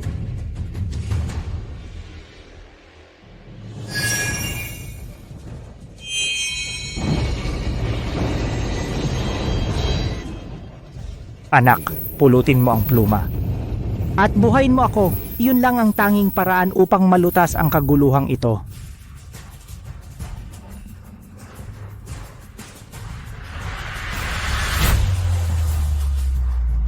Huwag kang magpakapalalo. Sa harapan ko, hindi ko hahayaang ang mga tulad ninyo ay maghasik ng gulo rito at baliktarin ang katotohanan. 10 taon na ang nakalipas, ang dating emperador ng Imperyong Dacia at ang dating emperador ng Kaharian ng Musika ay matalik na magkaibigan. Dito sila sa templong ito ay humarap sa aking larawan at nagsumamo ng buong puso upang maghain ng kanilang hiling. Naghiling sila ng walang hanggang kapayapaan at kasaganaan sa kanilang mga lahi. Tinugon ko ang kanilang hiling. Nagpababa ako ng isang gintong perlas na puno ng espiritu ng kalikasan. Alam ng 2 emperador na pambihira ang perlas, kaya pagkatapos pag-usapan, napagpasyahan nilang ipanganak ito bilang isang supling ng Imperyong Dacia. Sana'y tanggapin nito ang kapalaran mula sa langit at protektahan ang Imperyong Dacia. Ngunit nalaman ito ni Yun Xiao. Nabulag siya ng kanyang kasakiman at nakipagsabwatan sa tusong pantas ng kaharian. Balak nilang kunwari patayin ang prinsesa ng Dacia na reinkarnasyon ng perlas at palitan ito ng palihim upang angkinin ang perlas para sa kanila. Ngunit hindi nila inasahan ang kapalaran.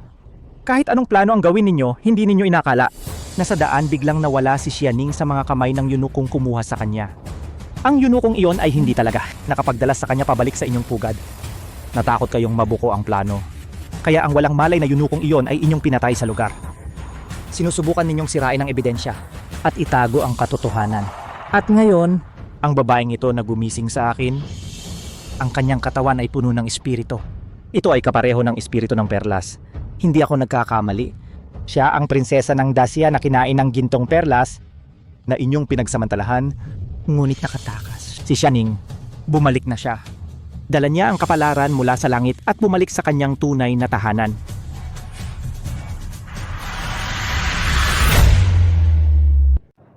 Siya, Xianing. Xianing. Ang aking Xianing. Talagang buhay pa siya. Si Xianing ay silinger talaga.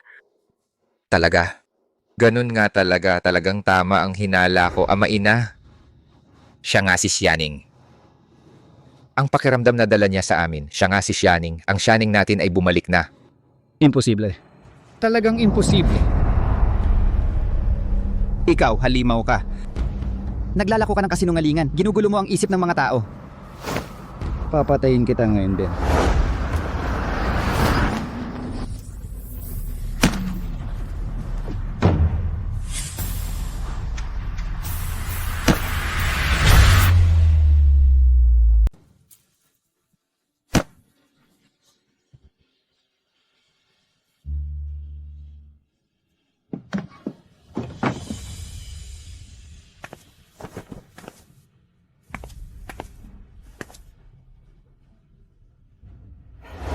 Ang aking maliit na swerte. Huli na ako, naghirap ka. Ngayon, sino ang may lakas ng loob na hawakan ang aking maliit na swerte? Siyang gagaway mamamatay. Dalhin ang mga rebelding tauhan. Hilahin silang lahat para sa akin, bantayan silang mabuti. Ang sino mang maglakas loob na lumaban, patayin sa lugar. Oh, Inang Reyna. Paano mo nalaman na narito kami? Salamat sa aking bola. Noong araw na iyon, hindi maipaliwanag. Patuloy na hinila ang aking damit para lumabas. Nagkataon na nakita ko, ang inyong grupo ay nagmadaling umalis, kaagad na nagpadala ng mga tao. Lihim na imbestigahan ang layunin ng inyong paglalakbay. Saka ko lang nalaman na sa loob ng Ancestral Hall, ang mahalagang laro ay nagpapatuloy. At ang masamang hangarin ng emperador ng kaharian ng musika. Buti na lang dumating ako sa tamang oras. Hindi pinayagan ang mga itong masamang tao na magtagumpay.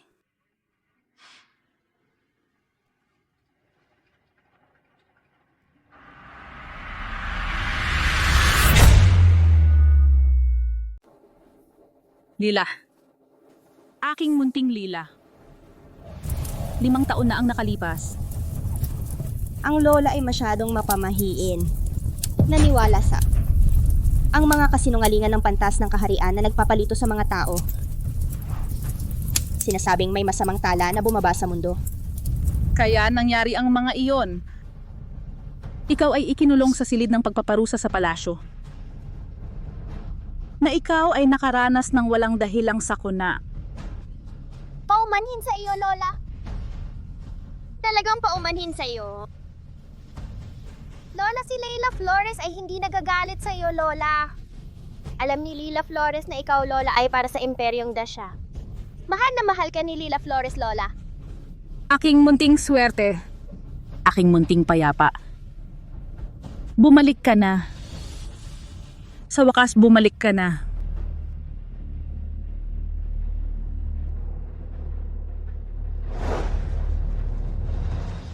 Ipasa ang aking kautusan. Ipahayag sa buong mundo. 5 taon na ang nakalipas. Ang nawawalang prinsesa ng Imperyong Dasya, ngayon ay bumalik na siya. Siya ang ngayon ay magliligtas sa Imperyong Dasya mula sa mga panganib na swerte, Leila Flores.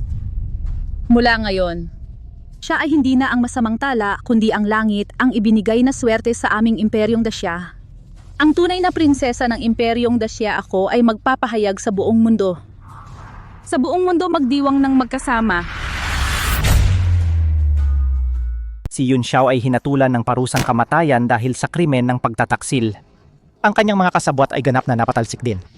Si Qin Hao naman ay dahil sa pagtatangka na pabagsakin ang Imperyong Dasya. Agad na inutusan ni Reyna Ina na sakupin sila. Ilabas ninyo silang lahat. Ang lahat ng hukbo ng kaharian ng musika na sumalakay sa Imperyong Dasya ay sinalubong ng buong lakas ng hukbo ng Imperyong Dasya. At natalo ng husto, nagkawatak-watak ang kanilang hukbo. Sa huli, si Qin Hao ay nahuli habang siya ay tumatakas. Dahil dito, ang kaharian ng musika ay humina ng malaki. At sa loob ng maraming taon, hindi na ito muling sumalakay.